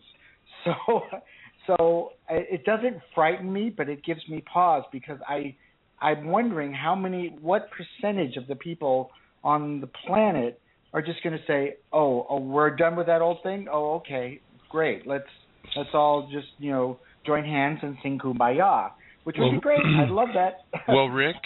Yeah. Hi, when Bob. you're at how are you doing, Rick? Well, I'm doing pretty good, actually. When you're in moments like that, when you're faced with that duality, that's your choice point. What resonates with you? You these are just options. You get to choose which one. So, if you don't want that other reality to manifest, well, then that just doesn't matter. And it will not matter. It will not materialize. And that is exactly it, guys. That's exactly it, because I'm making a choice. I'm making those distinctions on a case-by-case basis, and really pushing myself towards finding the good, enjoying the beauty, appreciating and being grateful.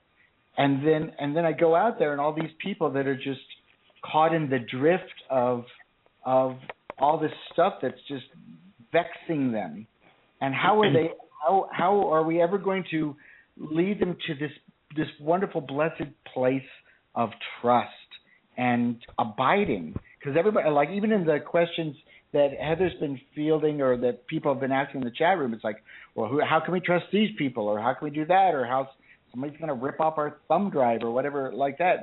When are we going to get to that level, or how do we get past that in a transitional way, in a progressive way, where people can start to really abide and trust each other again? You know what, Rick? I honestly believe that if you're on the planet right here, right now, it's because you made a choice to wake up. And for those who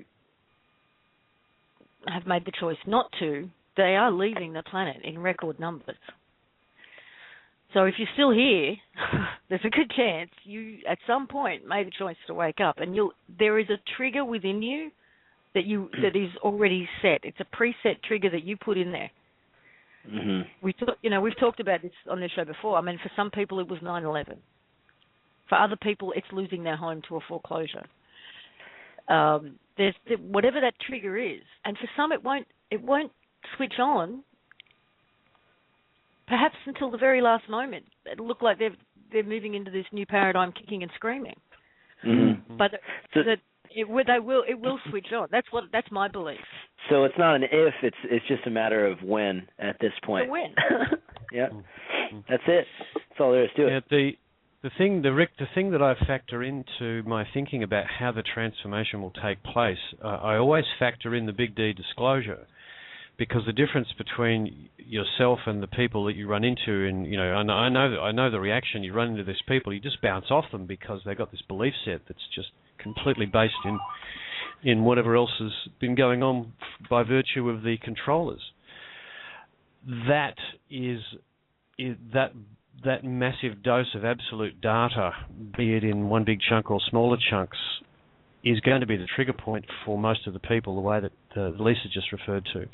There's going to be an event that will trigger a lot of people, and that's going to shift the momentum of perspective to a completely different angle, which is, if you can imagine the human race as a cargo ship trying to change course is very difficult. It takes quite a long time to steer one of these things in a different direction.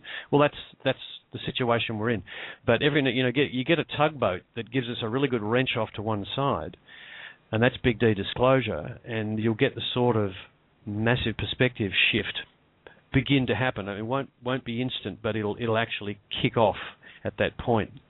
So don't think that it's going to be a long drawn out procedure. I think we're going to get it in bursts. And if you don't factor that in and you look at the situation, you think, my God, it's going to take 100 years to shift all these people in a different direction. And the answer to that is disclosure. And in fact, if Heather has a desire to talk about what that might look like for us, I would be interested to hear. Come on, Heather. Sweetie, please. I know she won't, but, I can only ask. We can only ask, right, Heather? Sorry, what was that? Are you going to say something? What? I can repeat it if you wish. I was fishing for information about what disclosure might look like, actually, Heather, and throwing it back to you. Big D disclosure, to be specific, is what he said. Oh, the big D. Well, here's what I think. Is that if you I want to ask everyone, if you hold whatever vision you have of what you want Big D disclosure to be, hold that, send that energy out, which gives them all notice, because they work on energetic patterns, and then they get to send over whatever energetic patterns they want to say, here is what we would like. And when you go back and forth like that, all of a sudden you end up refining the process. It's going to be nothing that has ever been fathomed before. And it definitely is not going to be like Hollywood portrays. It's very peaceful, but it's fun. It's a party. It's everyone just finally coming together and saying, thank God. And, it was funny because I worked with, or I still work, hopefully, with him, Jonathan, and his buddies at the NSA, and they're all trying to figure out what do we do, because China, Russia, India, everyone was starting to reveal what I call non-locals, or the ETs, or extraterrestrials, or galactics, all the data. And that NSA was trying to figure out, and NASA was trying to figure out, what do we do to cover our asses for hiding it all this time? And so there were huge negotiations that went around on that. And I don't think there's any limit. There's no limit on imagination and creation. Make and visualize whatever party or whatever event you want to happen, and that's going to be put into the fold. It'll be part of the energy that manifests what the big disclosure is. Anybody else dancing and singing right now with their mute button on? Oh, definitely. Most definitely. You know me, front door, thumb sticking out. Rick, I want to say thank you for calling in again. I love Thanks, that you Rick. Lacey, I hope when you see 646, you don't just kind of skip it and go to the next call. I'll try not to be too prolific. Hey, Rick, just make sure you let us know what's for dinner next time ahead of time, please. Thanks. Oh, okay. Well, I just need to know how many vegetarians and how many carnivores. Will do. Yes. I'm sure we'll be well catered for. Thanks, Rick. I love you all. Thank you so much for everything you're doing. Thanks, you. In kind, Rick. Yep. Okay, we've got area code 917. Area code 917.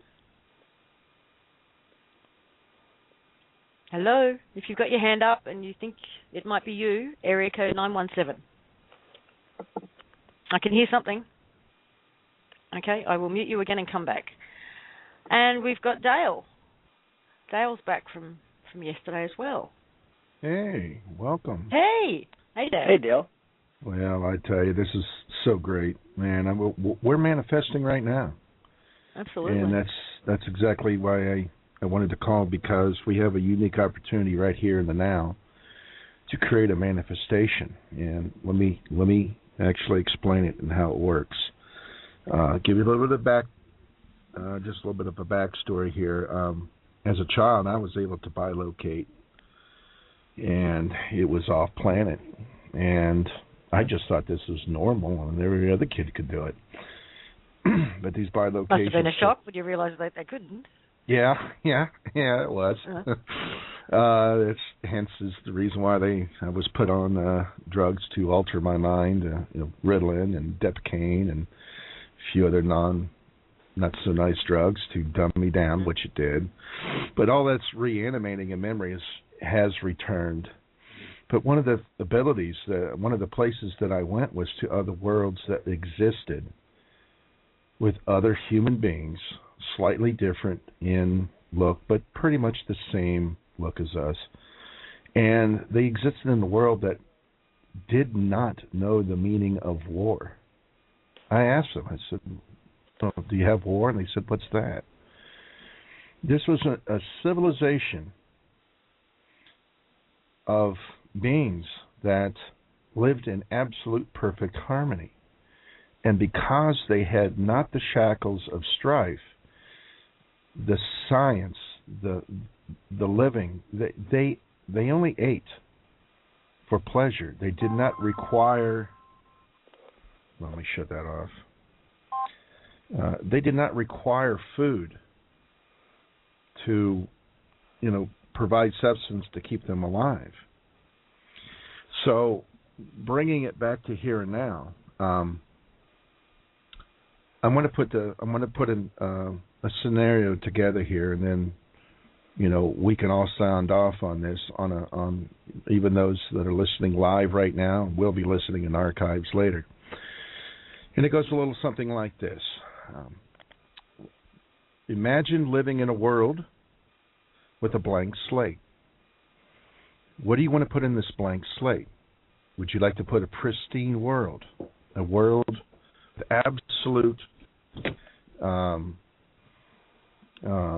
pure forest with a constant temperature, a tropical temperature that doesn't really have seasons? It's one constant season. Would you like to live in a world that we can travel by the mere thought of it? We won't need modes of transportation. However, modes of transportation will be available in the physical realm. But these transportation devices will not require rubber tires because they will levitate. They will move and scoot across the ground, and they will be vehicles, most vehicles that you would have, like let's say an automobile, and like everyone will have the ability to travel into a lower Earth orbit. You'll be able to take a vacation on let's say a platform out there that's like a hotel. You'll be able to travel back and forth, and there will be no need for learning how to fly them or drive them, because you'll interface with the consciousness of the vehicle and just put your thought of where you want to go, and it will move. It'll have a consciousness about it. The dwelling, the homes that you want to live in, will have a consciousness where you'll be able to interface with the dwelling you live in. And you'll say, hey, we're going to have a party, or you'll say home, expand to accompany a party of 30 people. And you just simply stand back and watch it evolve and move and expand floors. What's your time frame for this? About a year. How about a year? Earth time. Wow. Because so many people are talking about technologies that are available that we can use, and honestly, it feels like we're going to just make a huge leap over a lot of that stuff. It's going to be redundant before it even comes onto the market. That is true, but in order to get the mind frame, which the brainwashing of strife in societies by the controllers, the way we've been living, the shock of getting over that is going to be taken in steps. So food replicators will be installed, and then eventually, once we learn how to manifest this ourselves, then that stuff will go bye-bye. But what I wanted to get back to is, if you want to live in a world that is totally free in every sense of the word, and you would like to see this come into action, signify simply now by stating I. I. And the universe has heard, and so shall it be. That's how simple it is. We have just signified and put our needs and put our desires out to the universe because of the frequency of the words spoken, and by our acknowledgement of those words, now the universe is going to work it out on their level, and all we have to do is carry on about our day and go on and just stand back, and this stuff is going to start to happen. And not think it, know it, feel it. Let the head rest and let your heart speak. You're getting quite a few eyes in the chat room as well. Yeah. Make sure you say your eyes out there for everybody listening. Yeah, see, that's the simplicity of it is just that it's so simple, but with since the time we left the womb, we have been indoctrinated by control and by the processes of complexity. Once we make this journey back to source and prime, once we begin to remove the shackles of pain and strife and tyranny and allow those energies from prime to re-enter, it's simply as saying, prime, source, the force of nature, I give you permission to wake me up. It's that I've been simple. doing that consciously before I go to sleep now. There you go. I want to remember. Tell me what I need to remember now. And that's why you are in the position that you are, as well as everyone else on this line tonight. You have made the conscious decision, and the universe has replied. So congratulations. We're doing it. It's just now we're giving a little bit of nudges here and there. We have to be nudged along, but understand that we possess the powers right now by the words that we use to create the reality in the physical realm. And the universe now is going to go to work. So congratulations, folks. Thank you, Dale. Yeah, thanks, Dale. That was Have awesome. a good night. That's excellent work, Dale. Lovely. Great. Thank you. Have a good night. You too, Dale. That was lovely. Okay. Area code 143. Area code 143. That would be you. 43. Oh, is that me? That's you. That's you, 143. Oh, Yes. sorry, I was trying to think what it would be. 143 is I love you. Oh, thanks, man. So, appreciate What was your you, name, Brian. sorry? Okay, it's Mark in Australia. Oh, hey, Mark. Is that Mark? Yeah, it is. How are you going, Lisa? Oh, I'm good, mate. So, How are you? I'm really excited G'day, Mark. to get on. I'm really excited about what you guys are doing. It's very, very exciting. Wonderful work. The reason I'm calling to ask a question is that I'm working. I'd like to talk about, run through the mental process of how this might roll out. And Lisa, what you said was really resonated with me, that because some of the people I'm working with were looking at the question of, okay, if you give this, it seems like it might be some sort of a ruse or a trap to give everybody a huge amount of money. If you give everybody $10 billion, then some people are going to try to get an unfair portion and trick others to get, and it'll all end up in the same hands in a short period of time anyway. And I looked at it as such a large figure compared to what people are used to right now, that exactly what you said, Lisa, it was seeming to me that if any of us start doing this, as soon as we start doing that, of creating or claiming our own CVAC, we then no longer feel. It takes us a while to go through all of the emotions of coming out of a slave condition, to go, first of all, you think, all right, man, I'm going to go buy everything. And then maybe you go then, oh, wait, I want to help so many people. And then you go, oh, wait a minute, they can each have this too. And then you think, but I want to do all these projects. But now I don't have to do them from a point of lack. I can work with each person coming involved and start bringing them to the party of, hey, I can fund this myself. Really? How can you do that? Well, actually, you could too. And then it just grows organically to where we're not trying to then control each other through control of energy through so many different means. And I really understand or resonate with you, Heather, with what you say about the control of energy, and that it isn't just money that we get controlled by. And I would really like to look at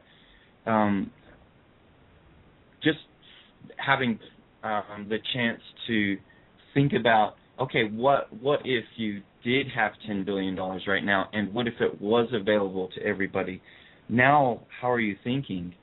And if, as Heather says, if this comes out now this week rather, all it takes is for some of us who are keen enough to just go for it to start proving it for everyone else, because some people need to be the way showers, others are more cautious and they'll watch. And I really don't think we need to convince anybody.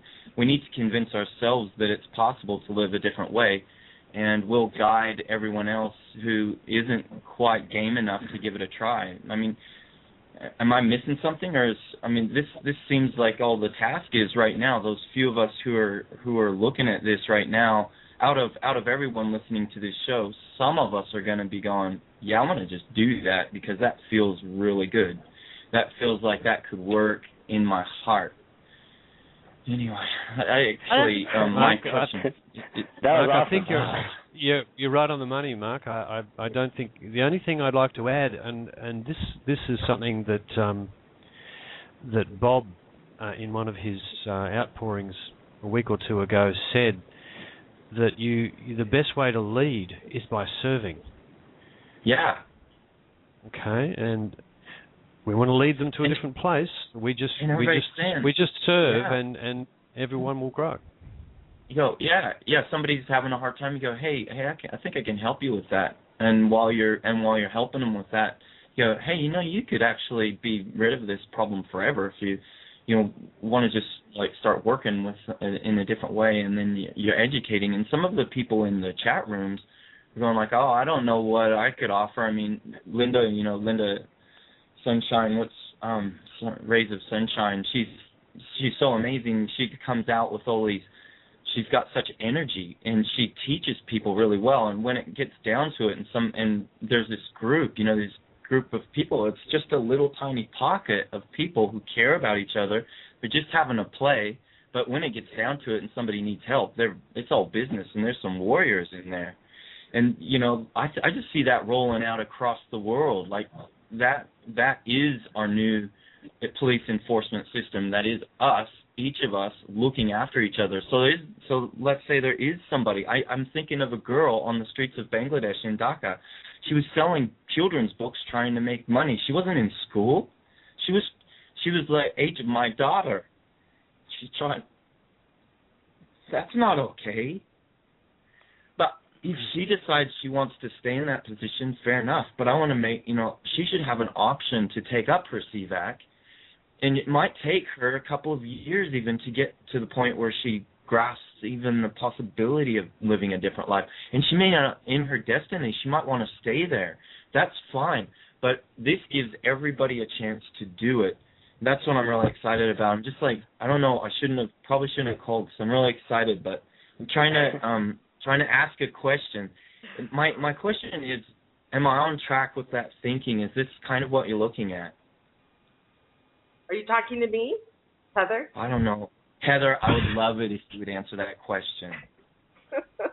Yeah, guys, I used to walk into Nordstrom's, a clothing store, and not think twice about popping down $2,000 or $1,500 for an outfit, and moving out of that consciousness into real consciousness, living in Italy, going through all the designer factories and seeing kids not being able to leave the factories, and these were Chinese factories in another country, to being in Morocco, and my gosh, when M6, Mohammed VI, the king here, drives in, I can't tell you how much waste I see, the manpower, and yet you have women and children on the streets just asking for a coin because they're stuck here because some guy said they could sneak them from Senegalese over to Spain, and then left them here after they spent all this money. Everyone needs to be able to have the tools. They need to know who they be, have the opportunity to know who they be, and then to make a different choice.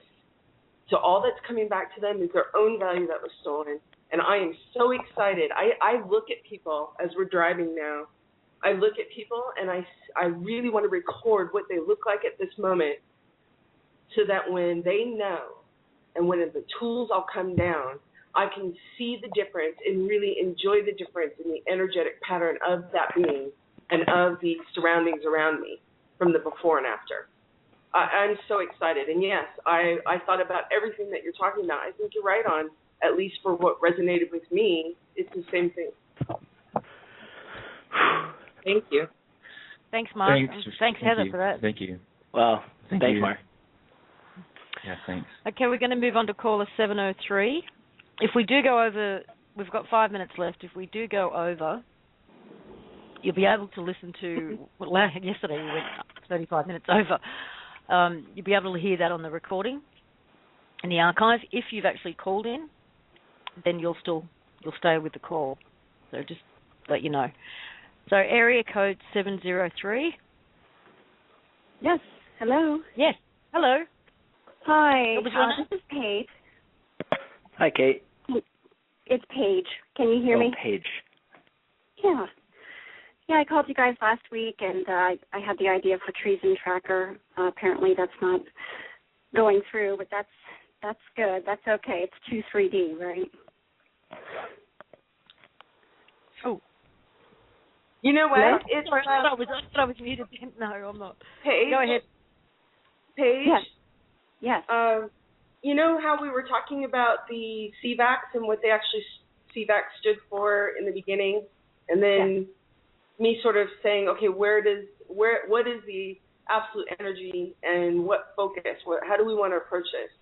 And when I switched the CVAC to what resonated with the data that was on the table, all of a sudden everything flowed so quickly, and in 4 months, basically all the old systems were taken down. Just from delivering the energy that you wanted. So the energy was absolutely honored. And the point was that it's not that you were 3D or that the words were 3D. It was a matter of the energy, what words would be able to be multidimensional and deliver the energy that you intended. So I'm speaking to that one because I'm the one that sort of went in to kind of talk to everyone and making sure that this stays on absolute, multidimensional, and positive, where it's drawing magnetically the energy of abundance and not stopping it or pushing it away only because of powers that were, training programs and things like that. Not in you, but in others as we go through and recalibrate. And I get that, and I think that's totally in line with where we want to go. I think that we do get pulled down into, we walk outside and we see chemtrails, you turn on the news and you see all this negativity around us, and it seems a little unrealistic, the whole OPPT thing. I've just got to say, you had the most wonderful callers. I think everybody that I have met in this movement have been incredible. And sometimes you just need a little, pull back. You need to get away from the negativity.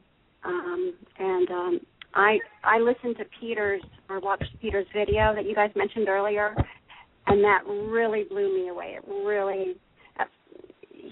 I could really feel his genuine awakening to this whole thing. And so a lot of my questions were addressed as I've been sitting on the phone, so I don't really have a whole lot more to say, but I would love it to be able to walk outside and see blue sky more often and not see those chemtrails. And I think that once that stops, it's going to be a lot more realistic that we're moving forward. Paige, can I clarify one thing for you?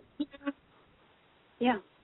I just wanted to say thank you for bringing up that treason tracker, because you really brought that grace and healing and that focus, that choice, that nexus point of making a choice with that very proposal about treason tracker. And I want to say thank you very much, because you brought that onto the table and helped us, gave us an opportunity to focus on making a conscious choice of how do we want this energy to flow.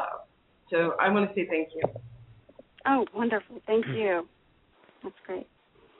Thanks, Paige. Thank you, Paige. Thank you, guys. Paige. Okay, we have area code 212. Hey, guys. Hello. What's your name? It's Michael. Michael, hi. Hey, Michael. Hi. Hey, guys.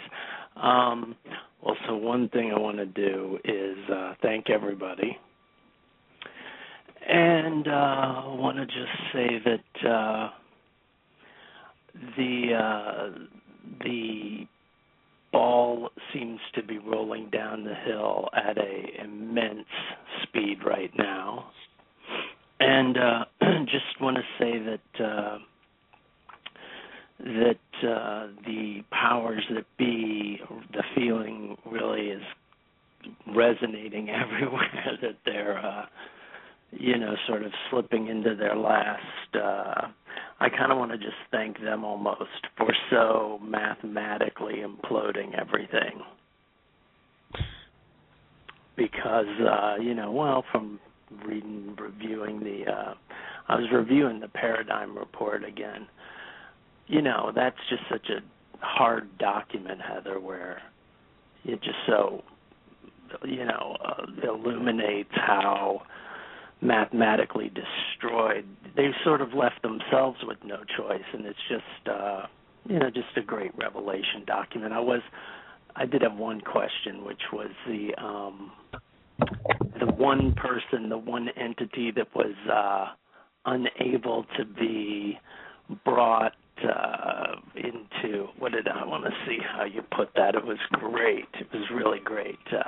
The stamina that the lead investigator was unable to determine, the Tucker Ray, if you could speak on that. Anyway, it just seems like it's very close and, just very energetic right now, so thanks. Yeah, Tucker Ray, there was sort of this whole strategic list of trustees when I was introduced to the public trust. And basically it was compiled by Charles C. Miller because, he's got a background he knew that he wouldn't be able to overcome unless he had pedigree around him. And so it was actually Tucker Bay, not Tucker Ray. I misspelled it. I'm a terrible speller. But Tucker Ray was a military judge high up and in the military courts. Okay. And he's the only one I've ever talked to or had contact with, but the Bay name is a long agenda family name. Okay, all good. And another thing that was on Dee's removing the shackles today, which just hit me like a brick this afternoon, was that my 14-year-old, who's been pretty involved in politics, actually, since she was 11. I know that's pretty early to get started, but, we've had a lot of discussions while she's been interning at this New York politician's office for a few years about what her future was going to be, and I very much just laid back and let her sort of, do her community service thing and not pushed it other than, that sounds like a good place to do community service. It'll, get you on the ropes and stuff. You'll know what it means, at least, if you do that. And then on Dee's removing the shackles today was the one thing that I expressed to her that I thought should come down, and all of the bad things that the powers that were government had perpetrated on everyone. And that was, because I'm originally from Missouri, was the taking down of the 1947 National Security Act. Right. Yeah, so when I saw that today, I thought that just was for me. So thanks, Dee. I know that was a Heather interview, but when you posted that up there today, that was just like, I'm here for a reason. So thanks, guys. Thanks, Michael. Thank you. All the best. All love to you guys. Bye. Bye. Thank you for calling in. Thanks, Mike. Bye-bye. Okay, we've lost the audience that were just listening on Blog Talk, but anybody who's called in, they'll still be online and through any other devices. So we'll keep going. So we've got area code 541. Area code 541. Hello? Hello. Hey, this is Tony from Oregon. Hey, Tony. Tony from Oregon. Zaruga in the chat room. Doing Oh, good. Doing good. Yeah. So I wanted to call in and answer pretty much the same question that almost every caller so far has asked, which is, what are we going to do? For myself, like a lot of listeners, a lot of 3%ers, I consider myself a visionary, but I really want to be a part of manifesting that, taking action and moving towards it. And I have a lot of ideas that I think, if you get the right people together, we could enact pretty quickly. Not just me, but I'm really networked with a lot of brilliant people, a lot of people who were exploited by, for example, the Hollywood industry and kind of chewed up and spit out. And, for example, I know I believe the great-grandson of Cecil B. DeMille, who's just a brilliant set designer that I've worked with. There's one of my closest friends is the great-grandson of the man who invented sonar, and he's brilliant when it comes to harmonics. And, the thing about he's stuck, even though he's got this brilliant mind for healing with vibration, he's stuck decorating cakes at Albertsons, doing a 9 to 5. So the problem is we're all just stuck in poverty, and none of us can move. Like, I can understand it and say, like, okay, I need to be able to move, but I can't explain this to, my wife in a way that she can understand and essentially release me to start gathering people. You could see me as the Pied Piper of let's go build the future city, if you want to. And even if I just have to be the cheerleader to get behind everyone and just say, like, enough. We know how powerful this is from all these other dimensions, but let's do something here. Let's come together. Let's gather the people. Bob and I, we share that same kind of religious childhood. I was a Jehovah's Witness as well, and for all their faults, the one thing I think was beautiful about them is they could get a few hundred people together and build something in a weekend, and if they can do that using religious control, why can't we do that? Because it's the future that we want. Why can't we just gather all those people, all the willing people? We can. How many people listening on here? Yeah. Exactly. Yeah. Why? Let's do it. How do we free ourselves, though? What was your name again, my man? Tony. Tony, if you want to drop me an email to oppt-creativity@gmail.com, what oppt-creativity@gmail.com, say this is Tony. I'll put you through to some folks that you'll resonate with. I mean, what we're going to find out here real soon is that when people are totally free to create, unencumbered and without limit, the amount of ideas and the amount of just amazing creative concepts that are going to come out of people is going to blow people away. I mean, I already know of just to throw a quick shout out to Nanako and Luke. They put together this document that I've been reviewing for the last couple of days. It's mind blowing. It's like a blueprint for creation and projects and all the different the different industries and the different areas that can be fixed and repaired, and what Hope Girl 2012 has put out with her Fix the World project. So I mean, a totally unencumbered freedom of creation is where we're headed, and it's going to allow everybody to step up to the forefront and offer whatever amazing ideas that they have, and there won't be anything stopping you from doing it. So kudos to you for thinking ahead of time. That's where my mind is now. Is I'm ready to kind of step beyond where we're at and spreading this information and start really doing the work to bring about this new world. So it's exciting, it's fun, and it's only going to heat up and get so much more fun from here. So I honor your thinking ahead and preparing your mind for that next stage, because it sounds to me based on this call that we're really close at this point to that being our new reality. Sounds like we're very close. Very close. I have one more question before I sign off. I have a close friend from childhood who's another brilliant inventor. He actually physically created an additive to gasoline that doubles and triples mileage. And this went before Congress. They fought over how they were going to distribute it. One side wanted to release it to the military first and save the money that way, and ultimately it went nowhere. In the meantime, he basically drove himself insane trying to work himself through the night to figure out how to do this without emitting any kind of toxins.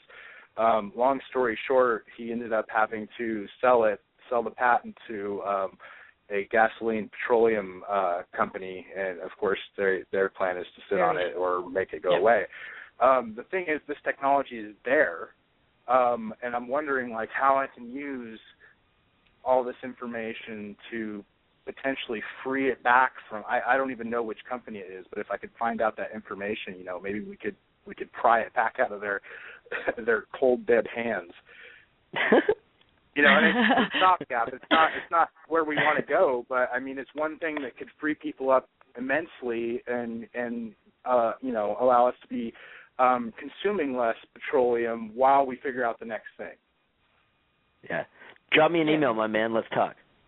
Awesome. You said oppt-creativity@gmail? Correct. Perfect. All right. Thanks, Cool. Tony. I'll talk to you later. Thanks, Tony. Thank you, everyone. We'll try and squeeze another couple in. So, people, if you can keep it short questions, and we'll keep our answers short, then we'll try and get through as many as we can. So, area code 808.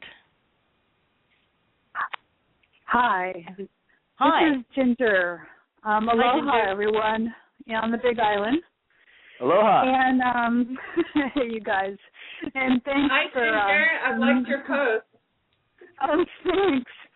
Yeah. KP surprised me. It just went out. He usually always calls and says, "May I?" And I went. I always say yes, but this time he just did it, and it was just great.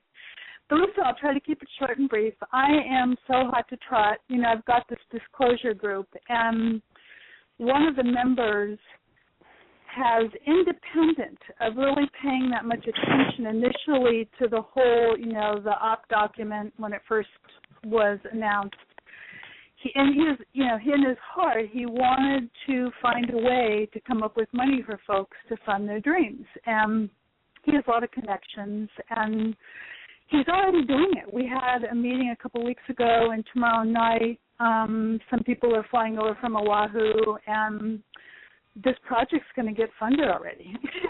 So, I had to kind of get his attention and say, okay, but here's this other way as well. And one of the dreams that I have is I've got my eye on this huge building, waterfront, and I want it to not only be a global visionary artist collective, but it hit me. It's like, well, we need a place for him to meet up and to have a little mini, I guess, CVAC, kind of like substation, and also for Hawaiians, and Native peoples those that have never forgotten, okay, how things work. But I'm just taught to get going, and so I'm, if this drags on for I don't know how many more weeks before I can start really tapping into some assets that parallel the 3D world, then I'm going to have to look for another job. So I don't know if it's dependent. First, Heather, you had mentioned earlier in the show tonight that the CVACs are up and running right now, but then later you said the 100 and whatever it is, 94, will be up and running by the end of the week. And so I'm kind of confused because I'm thinking, well, maybe it's dependent on when disclosure will happen. Here, I know where you're going. The CVACs themselves, CVAC stands for Creations Value Asset Center. Yep. That is you. That is me. Exactly. Okay, and then the systems are what are going online this week. So I will be able to apply because, I got my hand on the phone to call a real estate agent immediately and get on it. But there's no point in doing that until I know it's really going to happen this week. Yeah, the CVACs themselves are already up and running. That's what all the being and doing has been going on. Right. And I've already made my list, and I've been dreaming. Okay. I've already made my list and dreaming. Yeah, go on. Yeah, the systems themselves, imagine like having a library, right, on your corner. Okay. And that library is connected to all the other libraries around the world, so you have the same access to the data that all the others do. Okay. That is the system. And that way you can travel wherever you want to go, wherever your adventures and your choice of adventure takes you. You have access. Okay. Do we lose Heather? Yeah, I can't hear her.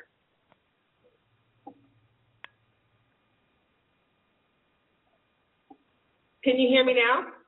Yep. Yes. The CVACs are already up and running. Each CVAC is a manifestation in Source's universe. So it's not even just the people. It's all manifestations in Source's universe. The systems themselves are what are going online this week in order to make sure that you have access to all the tools you need, including access to the value that was stolen and now returned, as well as technology, as well as education tools and more education, not, Christopher Columbus landed on America. Okay, if we're talking about education as far as how to manifest the tools and the abilities within you to magnetically draw energy to you so that you have abundance of value and you can manifest anything you want, abundance, without expectations from the old systems telling you how you can create and not create. Does that make sense, the difference between CVAC and the CVAC system? Absolutely. I mean, the system is really just a temporary, how should I say, vessel, and it's a bridge. So, because at some point, all the beings at some point in their journey won't need those systems anymore, and they may become teachers within those systems for the younger generations. Well, that's what I also want to see happen in this building, where we have what we call in Hawaii talk stories. We borrow from the Hawaiians, and it's have discussions about this so people can learn, but also have the visuals. And I'm so excited I can hardly stand it. And I just want to thank you guys. I mean, Brian, you have been working your tail off. I got your email this morning. I don't know where you get all your energy, but and I'm turning 63 tomorrow, so this is my birthday week, and I cannot be more excited. Happy birthday! Thank birthday, girl. So many blessings to each and all of you, that have helped. You've done all the research, and you've put all the pieces into place for people to understand and where to go to look. And, Heather, your integrity, no matter how much it's questioned, sideways, backwards. I don't mind the questioning. It's fine. And for you to come out, though, to show people how you work, like you did today. You said, well, I just didn't know. Okay, then that caused a problem for me. But once I figured it out, then I could just move past it. It wasn't a problem. I mean, it's just being transparent like that is just beautiful. So I'll let the next person come on, but many blessings of absolute aloha to each and every single one of you and all of you listening. Thank you, Ginger. Thank you. You too. Thank you. Okay, we'll try and get through a couple more, but please keep it brief. Okay, area code 631. Area code 631. Hi. Yeah, hi. This is Sal from Long Island. How are you? Good, Sal. Hi, Sal. Yeah, first of all, what you guys are doing and what I'm hearing for the last few weeks is wonderful. Thank you very much.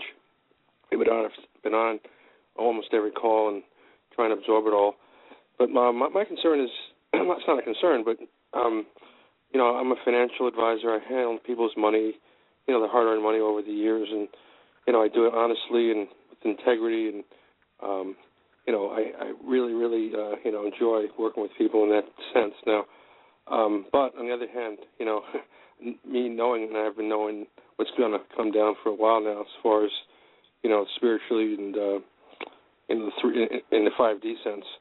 So it's hard for me to do my job sometimes. But the main question is, I guess, when this all comes down, I guess I'm gonna get a lot of calls, from clients and wanting answers and so on. So my question is, how would people in my position handle that? I mean, because I have a lot of colleagues, who I haven't spoken about this at all to, because they'd probably, call my clients and say this guy's crazy. I don't know, But how do you guide a guy like me that does this kind of thing for a living? And also, I handle people's health insurance and all that. What I'm saying is, I'm not saying that I won't take the calls, but I'm going to get a lot of calls. So, is there any way, any sense of how this is going to come down, and for people in my position that do this, but know what's going on? You know what I'm saying? Yeah, I do. I absolutely do. And what I can say is this: you probably have one of the best databases, because of the field that you're in, to make a transition a hell of a lot easier than attorneys. I can tell you that. Because number one, you're working with energy, you're just working with the representations of it. And the representations and the flow of the financial system is basically a hidden process, but you'll recognize it. So really, it's just a matter of giving you and making sure that you have access to the tools. As far as being crazy and all of that, believe me, I've been there within the banking system, and I would say that there's going to be enough visual evidence or visual events that the crazy word won't come up. Number two, you'll be able to transition into the energetic part of the financial system and actually probably be a very active participant with the tools that are out there to assist your clients to understand and move through the fact, okay, maybe you don't have your $1 million account anymore, but you have a $10 billion one over here. And, talking with people about how this energy process of value actually works. The financial system is really a copy with hidden layers over it, so you don't really know the prime of it all. Does that answer your question a little bit? Yeah. I mean, I kind of sense that that's the way it would go down. I've been told by intuitives that I'll have a role, and somehow when this comes down, and I don't know. So I guess that'll be my role because I have so many clients. But so that's. But I just want to share one more thing, because I thought it was pretty interesting. But a few weeks ago, I was invited for a seminar on the exchange, New York Stock Exchange, after hours. Yeah. And I was there, as an advisor, of course, but I was really a spy, because I was actually sending, I guess love energy, to the system, saying, because I've never been on the floor before, and it just felt like I was in the belly of the beast. I mean, it was just incredible to see, the floor of the stock exchange, and I'm looking around, and I'm going, oh my God, I'm seeing Goldman Sachs, I'm seeing all the names, and I'm just like, I just, and there were a lot of people around, so I was just like sending energy, and so when I left, and I'm a Reiki practitioner, so I turned around and just sent just a blast of Reiki into the stock exchange. So I really felt good, I felt like I did my part in some way. Good for you, man. Thanks. Yeah, before you go, I'm having a similar conversation with my accountants, as your customers are having with you, but they're actually on the page as well, and I've already said to them what you just expressed, that they're going to have a role with their own clients, because they've got a lot of clients too, to actually educate them as to what actually happened, and not just what happened, but how it came about, because you can't explain the situation to people without going into the history and the reality of what was behind the system. So absolutely, you'll have a role to play. Mm-hmm. Well, that's great. I'm really, really happy all of your to colleagues, clients are coming to you. Yeah, that's what my accountant said. He said all the other guys in my business are going to be calling me, and I said, yeah, they will. Thank you, anyway, Sal. Thank you. Thanks, for taking my call. Thanks, and Sal. God bless you all. Thanks, man. You too.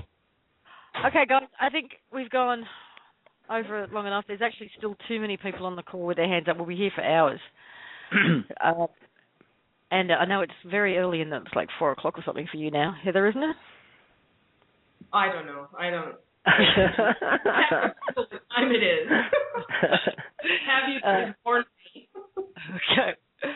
So we will call it a night, people. Hey, Lisa, real quick, can I read a quick poem that Luke wrote me that I think would be a perfect closer? Just a real quick one for the night. Can I read it real quick? If it's going to be the well, closer, you can do this is your show. You do your close, but just in closing, I guess would be a better way to put it. Can I read it real quick?